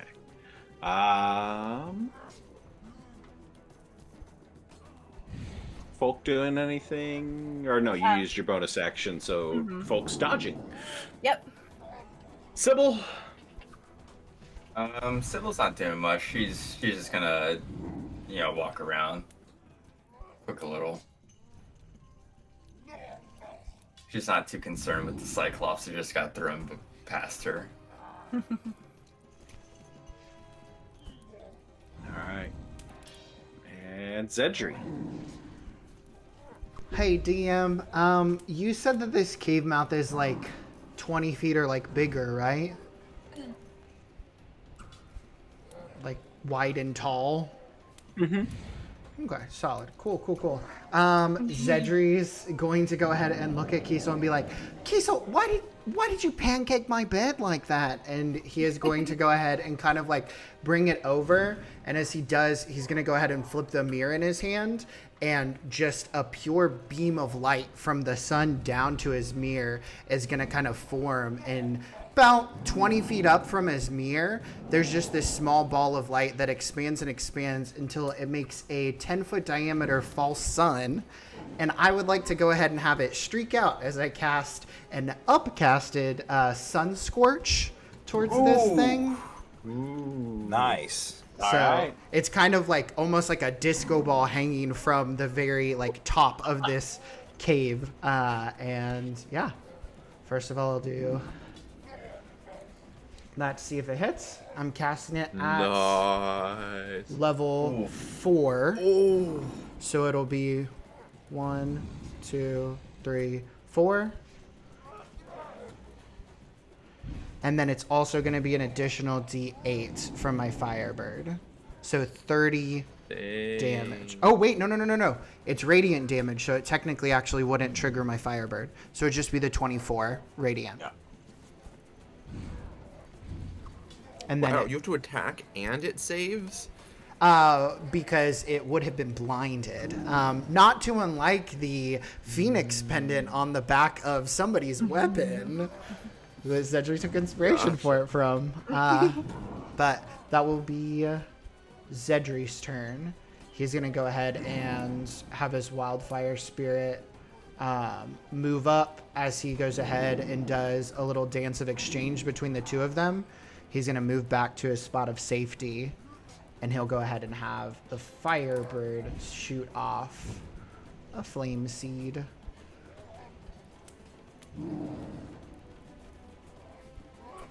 Solid.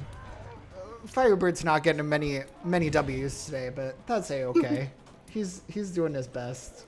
He's been a utility player down there. Yeah. He's giving the boosts. But that'll be Xedre's turn. All right. I guess Kiesel, you're the one in the way at the moment. I'm gonna go in there and get my ass kicked, dude.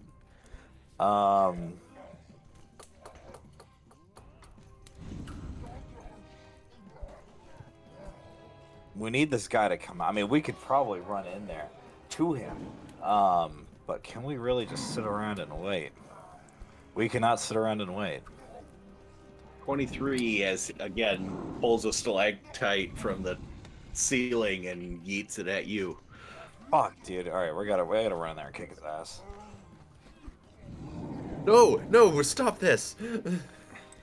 Ow, shit.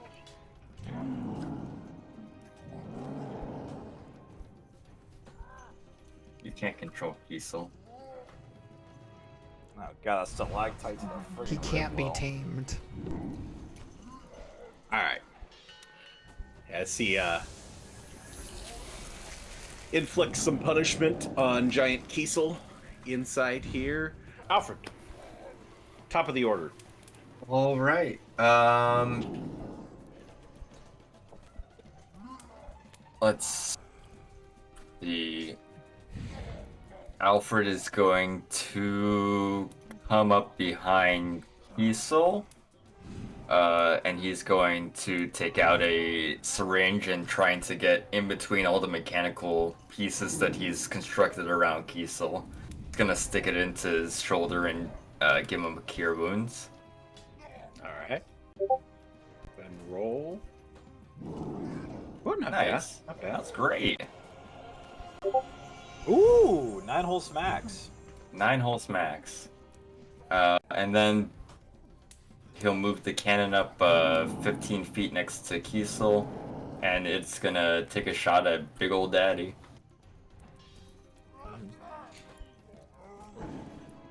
Papa Psych. Psych. Oh! There's the crit Congratulations. for the night. Definitely.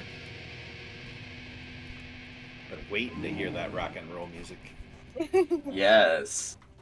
No. Nice. 21 force damage. So I roll an extra d8 for Nice. my explosive cannon. Does that also get doubled? Or not doubled, but do I get an 8 on top of that? Because I'm rolling another die? Ooh. It's part of the damage of the attack. So, yeah. Alright, I'll take it. Let's see what... So another 11? Yes, sir. Alrighty. So he's starting to look a little beat up. Just like we just started on this guy. This, cannon, it, like, prances up next to Kiesel and takes a shot straight into the Cyclops' chest. And that'll be Alfred's turn. 32 points in one attack. That might be the tops for the night so far. So far. That's a lot. So far. Come on, let's break Yeah, it. Selena's like, it's my turn. Let me show you how it's done. I'm gonna do I don't know. Let's double If it. Selena's making 3 attacks. Yeah, if Selena's can get a crit. So, let me measure my distance here. Okay. So, would Selena's have disadvantage on Big Daddy Cyclops because he's standing next to the fire and Nope. pretty well lit. He's illuminated. All right. Only thing you're gonna have is he is gonna have half cover, and I should have been doing this from the beginning. You guys are shooting through 2 giant people on your team, and they are effectively blocking the entrance of this doorway at this point. So, but no disadvantage. Just be half covered. Just -2. Yeah, just click the half button. Oh, half. Yep, it'll automatically apply the modifier for it then. Half is covered by the dice. If you go right to the left side of the dice, if you hover over it, it'll pull up a little lock button. You can click that, unlock it, and move your dice over. Ah. Sometimes it does that if you resize windows and stuff, it'll stack things. I have that annoyance every time it updates. Although I figured out a trick to get around it this time, so I did not have that problem today. Sure. Resize the window before you load the game. The more you know. All right, so let's do these attacks.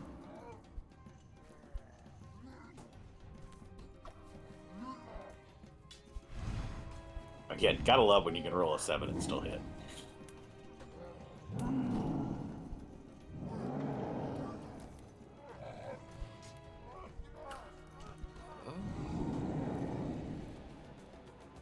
Ooh, not great. Damage on that one. Oh! Oh! That's what the half is doing. Oh yeah, we don't want that. It's halving the damage. Okay, so forget the half. That's apparently damage. So it would be cover, not. So I think it's the sup cover. Oh. So let's see. Sup cover. Let me double check that that would have still hit with the modifier. This is just a -2, right? Okay, so actually that would have missed. Okay. Would just miss by 1. So instead of the 3 damage, it would take none from the first attack. So, okay, so second attack, yeah, hit the sup cover. Don't hit the half button. Shows how many times we've ever used that. Oh, really? Half cover is -5? No, dude. No, I hit sub cover. Okay, hit cover. Apparently, sup cover means Okay. superior. I love this. Huh? Rather than Sup put cover? half cover and cover, it's put sup cover. Like, yeah, it's superior. So, yeah, what's up, cover? Okay, well, if a 7 doesn't hit, then a 5 still doesn't hit either. Yeah. Okay, Right, so let's see if I can. hit your meteor. Yeah, truly.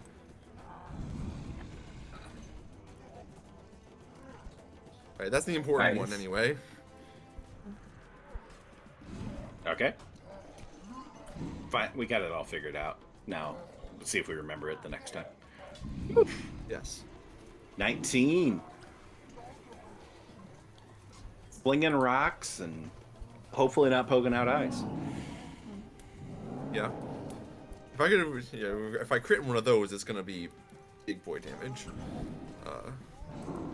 Yeah, that'll be. Anybody wants to in character make a Christmas Story reference? That'd be awesome. Salinas will. No, he uses bonus action to shoot the rock. Never mind. Yeah, that's his turn. All right, Big Kiesel. Getting clocked by stalactites, holding Fuck down yeah, the fort I am. inside the entrance. He has stepped back away from the entrance. Doesn't look like he's going to just wander out front.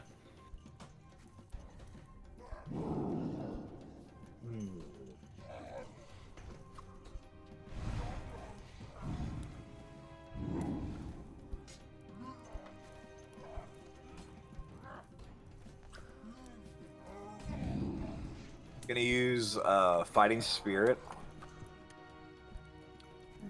as a bonus action, and then I want to throw. I'm gonna throw some javelins at him. Okay.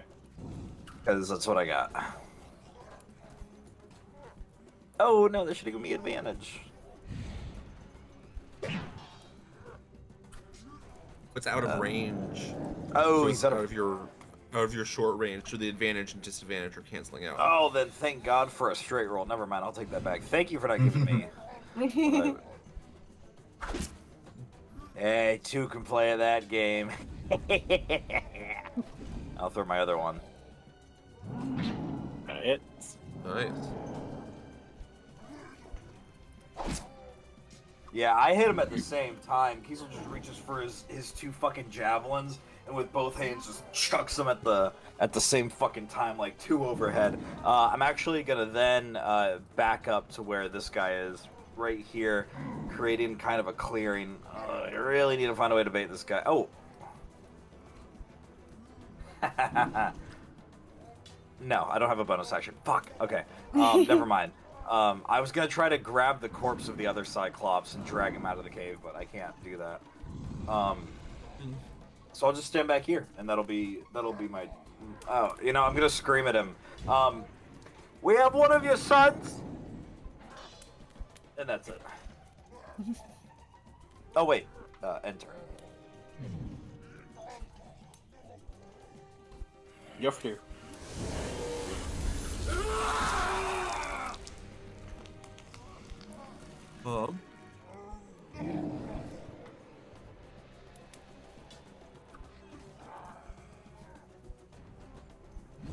Yeah, Yofordir says pocket.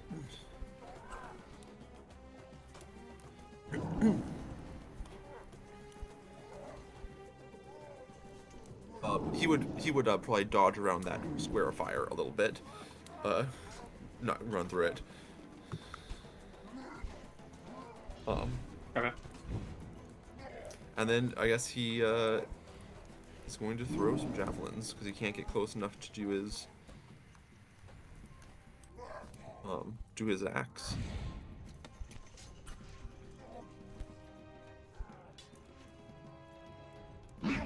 That'll hit.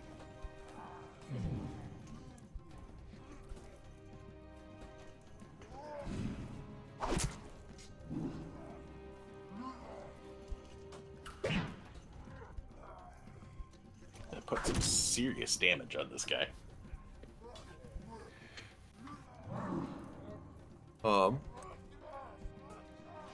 Then he will make a rude gesture at the Cyclops, and bonus action, switch places with his echo. Ooh. Nice. Okay.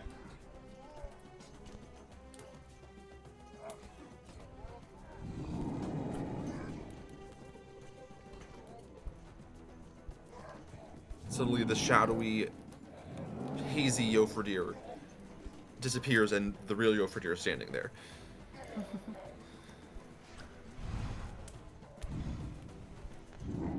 Cybil was a little bit confused by the hazy version, but this one smells right. Gives him a lick. Alright. Anything else from Yofordir? Nope, that's everything. Alright. Lonan. Alright, first attack, I'm gonna take a -5 penalty to get extra damage. So we're gonna do, come on. Oh, 16 to hit, and then Nice. roll it on that. So if you want to move to the left a little bit, you'll actually have line of sight on him. Whereas right now he would have cover. Oh, my sharpshooter feat also ignores cover. Okay. Alright, so 16, I think. Yes, that hits. Nice. Awesome. So gonna do extra 10 damage on top of all of this. All right. So, and Folk's infused shot. 2. I'm gonna do 1d8 plus 5 piercing. Where is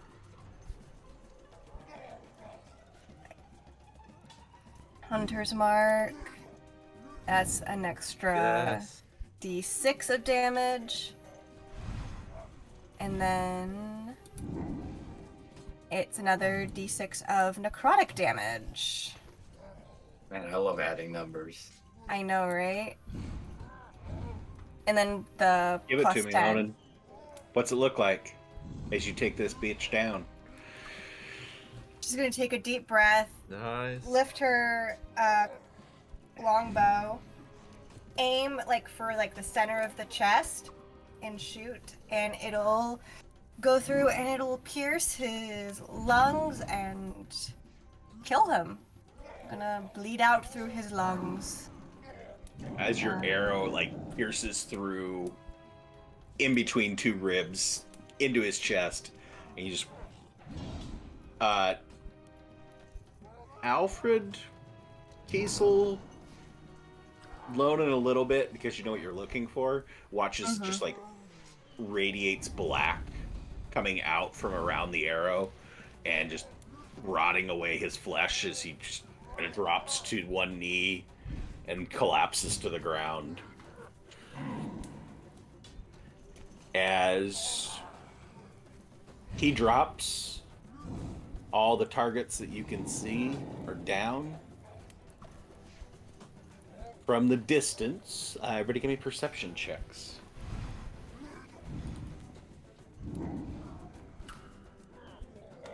You look back behind you, there's 6 more.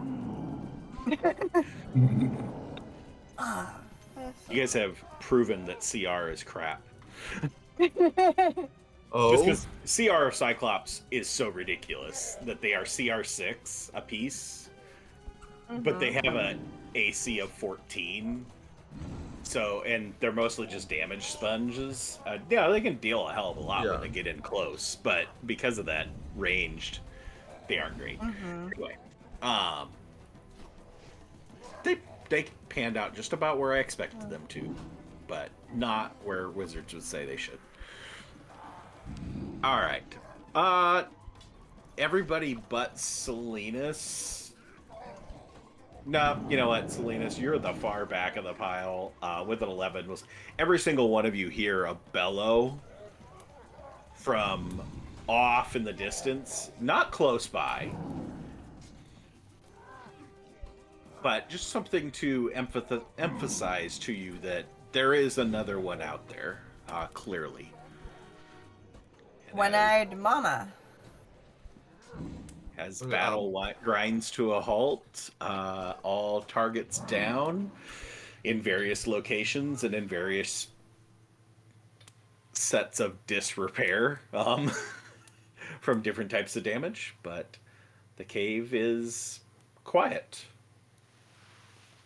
And we'll go out of initiative order. Well, I think it'd be good if we were to collect our ingredients quickly. Yeah, get the eyes, get the plants, and we should probably get out of here as fast as we can. Indeed.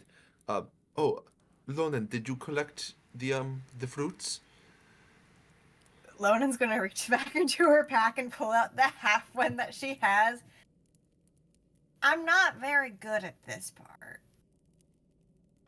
I see. As Are you you can better see- at? Would you be better at taking the eyes out of the Cyclops?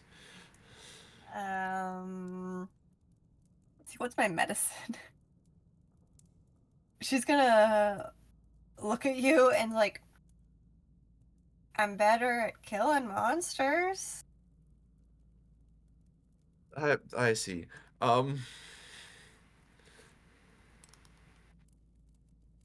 I can try. I'll start dragging the other ones out. Don't bother. We only need their eyes.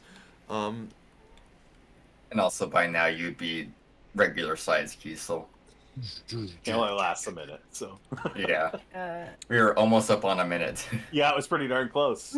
Closest we've probably ever Yeah. been. Lonan's gonna go into the cave and is gonna try and collect her arrows, and then also keep an eye out for if there's just any shiny things that have been strewn about. Xedre's gonna wave his arms as like Lonan's going in and be like, "Wait, Lonan. I wanted to go ahead and assist if possible." All right, yeah. And Xedre's going to approach Lonan and offer a hand, which she wouldn't know about that, but it's something that he has done to everybody else in the party. She's gonna like look at your hand, like, okay, and she's gonna just like slap her hand down on yours. Cool. Xedre will go ahead and flip the hands together, and a small kind of like ember in the shape of an owl. I'll go ahead and cast Enhance Ability on the both of us. Owl's Wisdom to give us advantage on wisdom checks. Nice. All right. You two are heading into the cave. What is the other four doing? Or what are the Alright, rest of you doing? Let's. I guess they're going to go try to harvest eyeballs. If someone else wants to go with them, I'm going to go try and get. We still need three of the pecan, the fruit. If someone would like to come help me with that. Yeah, I can help. I think with that. Or Thank you, Alfred. yeah, come on, let's get going. Where did you see them last? Zinus will point over to the one he saw, and then noticing is not there anymore, look and see if there's others along the ridge line. Okay. Yeah, Alfred will also start looking around. You guys can both give perception checks on that. Kiesel, you offered here? Yeah, I'm definitely going into the cave. I'm actually going to click on my glaive to have it start emitting light on the glaive, so when I go to perform surgery, I'm not just stabbing in the dark. Now, she did say the eyeballs had to be complete, right? Yes. Okay, is that okay? Optic nerve and all. So I'll go in there, and with the light and the darkness, I'm gonna start. Oh, is my medicine even good to be using these words? No, I'm gonna just kind of cut around the face, around the eye, but not in the eye socket. Maybe if I can get a chunk of his face off. Oh God, this is gonna be like fucking Ed Gein. Okay. Kiesel's working on one. Is somebody working on the other one in the cave? Is that what the two of you are doing, or the two of you are checking out the rest of the cave to see what shiny things might be in there? I think we were trying to do both. Okay. I was following Lonan, so whatever Lonan was doing, and I think that she named it both. Well, Lonan was going to collect her arrows and take a look around because she does not have a very high medicine. Well, then in that case, Xedre will go to the one further in the cave. Mm-hmm. Okay. Lonan, give me a perception. Keeping watch. Yeah, your figure is just keeping watch because if he knows there's another one still out there. Yeah. Ooh, nice. Okay. And Xedre, give me a medicine. Kiesel, give me a medicine. Oh, and Volk will go with Yofredir and help keep watch. Ooh, almost a 20. Ooh. All right. Pretty good. Lonan, you're able to find all of your arrows, and they're all intact, that they're usable. Nice. So I cleared them from the used portion of your ammo. Xedre, 25. Child's play. No big deal. Played a lot of No, you didn't have Operation. Never mind. I was going to say you played a lot of Operation back in Acme, but no. I better not have. Oh no! Kiesel, you're taking care to do this, so you take your time and you are able to remove it without damaging it to any significant degree. Ooh. Just you look, you're working on it. You get your glaive, casting some light there, just carefully working your way. And look over, and like Xedre's holding the eye, throwing it in a bag, ready to go, and you're half done. But It's a marathon. It's not a race. These dreams need to be answered for something. Lonan and Xedre, as you are further into the cave, you notice that on the far wall of the cave is what looks like a makeshift cage made out of vines and bones and small bits of wood. And there does appear to be a couple individuals inside it. They don't appear to be doing anything, not moving that you can notice. The gate's sitting open.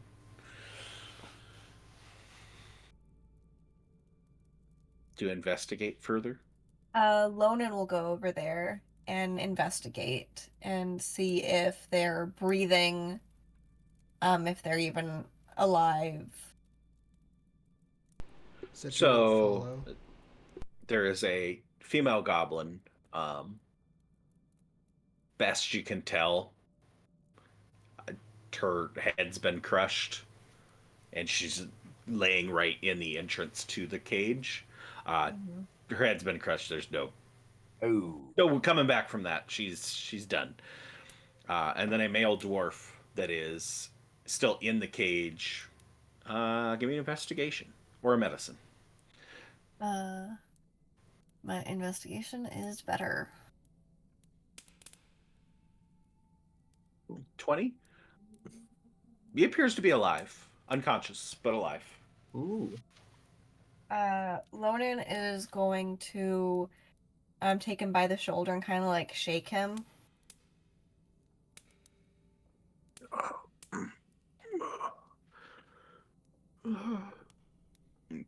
Just get some sighs, groans. We gotta get him out of here. We've been fucked over so many times with this shit.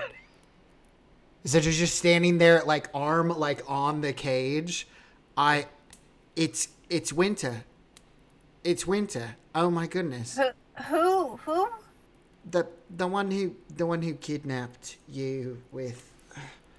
Listen, I understand that it would be really nice to help this individual, but the percentage chance that they're just going to go ahead and fuck us over is so ridiculous, especially compounded with the fact that you seem to be a good person, which means we're doomed to have a bunch of bad mistakes. Okay, what injuries does this guy have? Because does he have visible injuries? Yes. He looks horribly battered and beaten. Bloodied face, some lacerations on the face. Arms are all heavily bruised, purple, black skin. Some very, very rough contusions. And looks like probably a broken leg. Xedre, I can completely understand you've had issues with people not being as they seem when you saved them. Guess what? At this point, you saved me, and I turned out fine, I guess. I ain't leaving him behind. We're still keeping a close eye on you. Don't you think you've earned dinner just yet? However, Xedre, I ain't leaving him behind. Then let me watch over him. That is the condition that I have. Go for it. I've seen you have healing abilities. I have no qualms with it. Okay. Xedre will go ahead and... Can I insight check Xedre wanting to watch over this individual? Is he really wanting to watch over this individual, or is he going to be watching over this individual? Wait. What did you just have in your hands? A screwdriver. Phillips or Oh. Flathead? I think a star. That's what you're worried about right now? I'm worried about Xedre taking this guy out back and putting one, he died of natural causes. I was watching over him. Give me an insight. Xedre, roll a deception or persuasion in the tower. We're going to leave this guy in camp with Xedre watching over him. We're going to wake up and he had a heart attack. I don't know what happened. Got 12 stab wounds. Oh, fucking God. motherfucker. I was also gonna say, can I roll an insight? Can you roll better than a 1? Well, considering I have advantage right now due to Xedre. Fair. You can roll an 8. All All right. Kiesel, he's convincing. He's going to look over.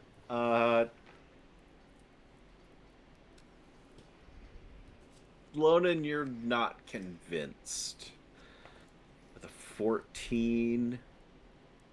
Not that you don't necessarily get the impression that he's lying per se, but that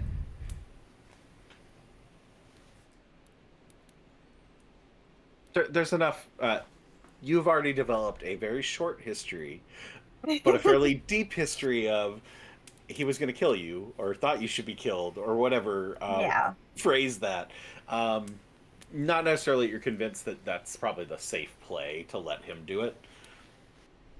Lonan is gonna whistle again and is gonna call Folk over to her and is going to kind of get the dwarf onto Folk's back. You can watch over him with Folk. She's a very good nurse. I'm sorry. Am I being fucking babysat right now? I mean, do you want to carry him out of here? Yes, I was literally going to before you went ahead and hopped him up over on top of you. Drake. I mean, it frees up your hands for other monsters we might encounter. My hands are just fine, thank you. Keith will give me a perception check. Drama. Folk also has a... As they're having this discussion with Folk in the middle of them, just kind of looking around, taking in the sights of this mess of a cave. It's a nice, big, large cave. You can see some different little bedding of dried grass laid across the ground. And just out of the corner of your eye, you catch something shiny that glints in the light of the fire off to your left. What is it? With my 17. 18. Something shiny. You can go over and investigate it further. I'll go over and investigate it as I leave the bickering to the 3 with the Drake. As you approach, you see that the shiny object that you were seeing is a piece of metal on the top of a chest, and you find 4 chests nestled behind these rocks next to this cage. A little bit beaten. One of them actually appears to have a hole broken in the bottom corner of it, that the end of it has been broken off, and there are a few coins, gold and silver, spilled out onto the floor of the cave. I'll lean my glaive kind of where I'm able to be leaned at. Are these chests? You said there was 4 chests with some gold smattered around. Yeah, one of them has got a broken corner. There's some coins spilling out of the bottom of it. Can I look at it and see if actually, I'm gonna investigate further and see what's in these chests. Okay. I assume the previous owners aren't going to be needing them anymore, and you know. We might. And she kind of Maybe we do should your look over things. Those of you outside looking for Pogana fruit have found one more at this point in time, which I don't know if Xedre has revealed he has one. I think just Lonan revealed she had half of one. So, one of you wants to give a sleight of hand check or herbalism kit check, depending on if you have it. I can give the other one can help to give advantage. I have an I'd 8 be in that. happy to give a sleight of hand check. What do you have? I have a +7. Selena's follow my lead. Oh, interesting. He is the leader. You better get a 1. You better get a 1 for I that. hope I do. I hope I do. Rolls a total of 8. I hope I do. 17. Dropped a 2. Drop the 2. Good stuff. All right, 17 was easily me, harvest bitch. one of the Pogana fruits. You're taking credit. Kiesel Yeah. looking over these chests, you're able to get into them without too much effort. None of them seem to be locked. You open them up and you find thousands upon thousands of coins filled into these chests, as well as several precious stones. There's a statue, like a little small statuette, tucked in behind the chest. You find a bird cage. Looks like it's a little bit tarnished from sitting in here for a while, but at one point in time it was quite nice. There's a couple items of jewelry mixed in with the coins, and you find 4 different vials of different potions inside as well.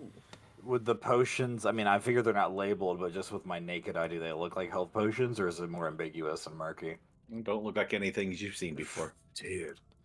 Any weapons laying on the ground, or just the golds and shinies? There's some broken and battered weapons, nothing that looks usable.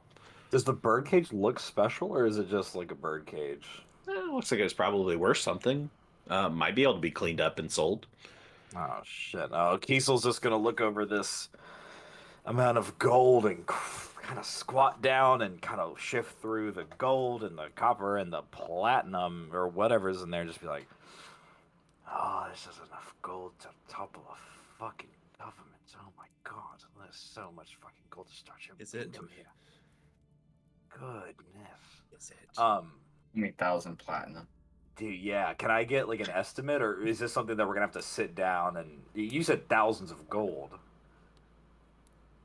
right? Thousands of coins. Thousands of different coins. Okay, yeah, dude. I'm gonna call the rest over as they're bickering. We have hit the fucking jackpot. Lonan will walk over. Holy shit. I know. How would you like to be rich? I mean, God, this is more than I think I've ever seen in my life. Yeah, you're telling me. Goodness. Wait, before we start just taking stuff, we need to go ahead and properly inventory it. And so you'll tap the ring and go ahead and take out his log with the chart in it. Xedre, would you like to remember we have a angry Cyclops heading towards us at this moment? Do you really want to do inventory right now? I mean, we took 3. What the fuck is 1 gonna do? Exactly. That's actually a fair point. We're in an enclosed space. We can trap it. That's the whole thing that we were trying to do the entire time. All right. And are we sure it's just going to be 1 and not 5 or 10? If we're lucky, it'll be 5 or 10. More eyes for the Oracle, honestly. Although, my joints do kind of hurt. Might be that enlargement. My fucking knees are cracking. Knees are correct. Fine, I can go ahead and put this stuff in the bag of holding, and then we can go ahead and do it later. Yeah. Is that something that I need to be supervised over? No, I don't think the previous owners will mind. I don't think they'll, you know. Considering you found a vampire being drained of her blood in a sarcophagus in a creepy basement and you still wanted to kill me? Right. And I told you that I worked past that. First of all, I was covering my mouth, so... Look, before this goes any further, I'm on both of your sides on this one, and maybe we can talk about this over some nice tea and 6 bells. Or maybe on the boat ride there, or maybe even before we leave, but I do agree that if not 5 or 10 Cyclopses, then the land sharks or whatever, you know, if we keep bickering till it's dark, then we might not actually leave here alive, yeah. Okay. Let's put a bookmark in this and we can have therapy later, but no, just shove all that shit, grab the guy, and let's fucking go. Xedre will. We still need 2 more fruits. 2 more fruits? Fuck. I have one. Alright, we need 1 more fruit. Maybe you do need to be supervised. Fuck's And sake. 2 of you that are out there collecting fruit, you guys can roll again. Nice. Lonan will turn on her heel and leave the sleight of cave. hand one that you did before. Oh, okay. Leave the cave with Folk and the dwarf. Right. Guess Alfred's rolling. Even better. Keep sucking. We're getting better at this. We're getting better at 3.5 fruits. Is somebody going to harvest the eye out of the one that's laying outside? Oh yeah, we didn't do that. Xedre will ask Kiesel after he's finished packing up the stuff. Can you help me go ahead and take out that last eye? Please, I can hold on to the lids and you just go around. That's fine. I work with bodies a lot. They're just big at this time around. I'm usually doing the opposite, so... Usually after I kill things, I'm not, picking them like this. I'm usually looking for a coin press, but, and Kiesel will start holding, once we get there, I'm fucking holding the monolith up. Xedre will go ahead and try to extract it. Okay. This medicine? Yeah. Okay. This is like anti-medicine. This is do harm. Xedre doesn't go quite Kiesel as help clean, because this guy's pretty beat to shit from being yeeted out the door, so he's like swollen. It takes a little bit. You kind of got to work around grains of sand that have now embedded inside his eye, but you're able to get it taken care of about the same time that Alfred's finishing up with his expert herbalism. Kiesel would have taken his glaive or a dagger to like the puffy parts and make a slice to help drain out the blood so it's not so puffy. All right, you have your 3 eyes and 3.5 fruits and a bunch of uninventoried items. Kiesel takes the eye like a chipmunk and puts it in his mouth to hold it. Yeah, what is Kiesel doing with his eye that he harvested? Because Xedre put his in the bag. I'm carrying it around like a basketball. It's just here the whole time. Do you? Maybe that's why you weren't an efficient helper, is because you had to taken up with that. Do you want me to hold on to it? I'm not trying to get frustrated. I got distracted by the money. Greed is the root of all evil. Yes, can you please hold on to this? Of course, Xedre will take it. I was actually trying to help that dwarf. I felt like I finally made some headway with my own insecurities, but then now I'm just getting treated like this, so it's a lot of fun. Xedre will walk off. Oh, fuck. Oh, no. Oh, baby. What's going on with Xedre? A lover's quarrel. Pardon? Well, let's get the fuck out of here before anything else shows up. Keys will kind of throw his arms up at the rest of the party. It isn't the first time they've made jokes about my romantic life. Oh, the first time was so much more malicious.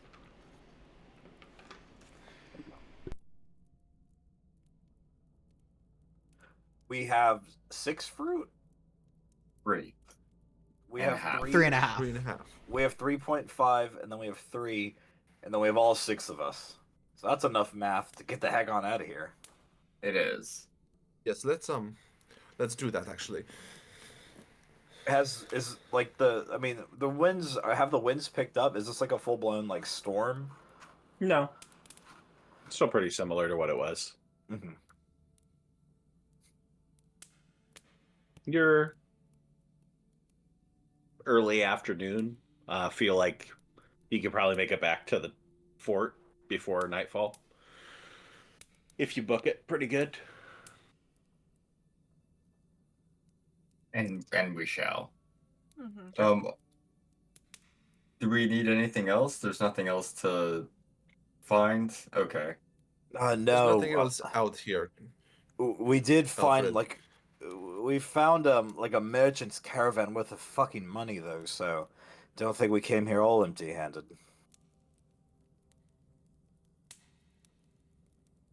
You might want to close your mouth. You might get sand. That's why I have my hand over it. He's will put his bandana back on. All right. As you collect your things, collect your loot, both organic and inorganic, and pack yourself off to head back for Fort Highbeard, and passing through the blowing sand, occasionally hearing the bellow of a Cyclops off in the distance. But make your way back to Fort Highbeard, and as you come into view of the fort and see individuals with torches start to activate on the wall, presumably to welcome your arrival, we'll call that our closing point for tonight. All right. You guys can look through all the stuff you got next session before we get into the before we return to the Oracle. But all right, so that will wrap up things for tonight for On Demand. If you're watching out there here in 2023, we'll be back in 2024 on January 6th with episode 25 or chapter 25 of book 2, which will be the finale of book 2. We will have an epilogue session after that, but that will be the last main episode of book 2 before we close things out. Should be fun. On top of finding out what stuff Cyclops we're holding on to, we're gonna see what it looks like to attempt to break through a dream block and go through that lovely stuff. So come back. If you aren't watching live, come watch live. It's more fun, more engaging. You can influence the stream. Like, you can be called the name of gods, since we have dubbed one of our viewers Infernus at this point. We have 5. We have 5 more. That's a tier on the new Patreon. God. God tier? Oh no! Anyway, I love it. Yeah, we do. Come join the Discord. Come join the live streams. Come interact with us. We're gonna have some fun stuff coming up, as stated at the top of the session, and we'd love to have you. So, with that, goodbye to On Demand, folks.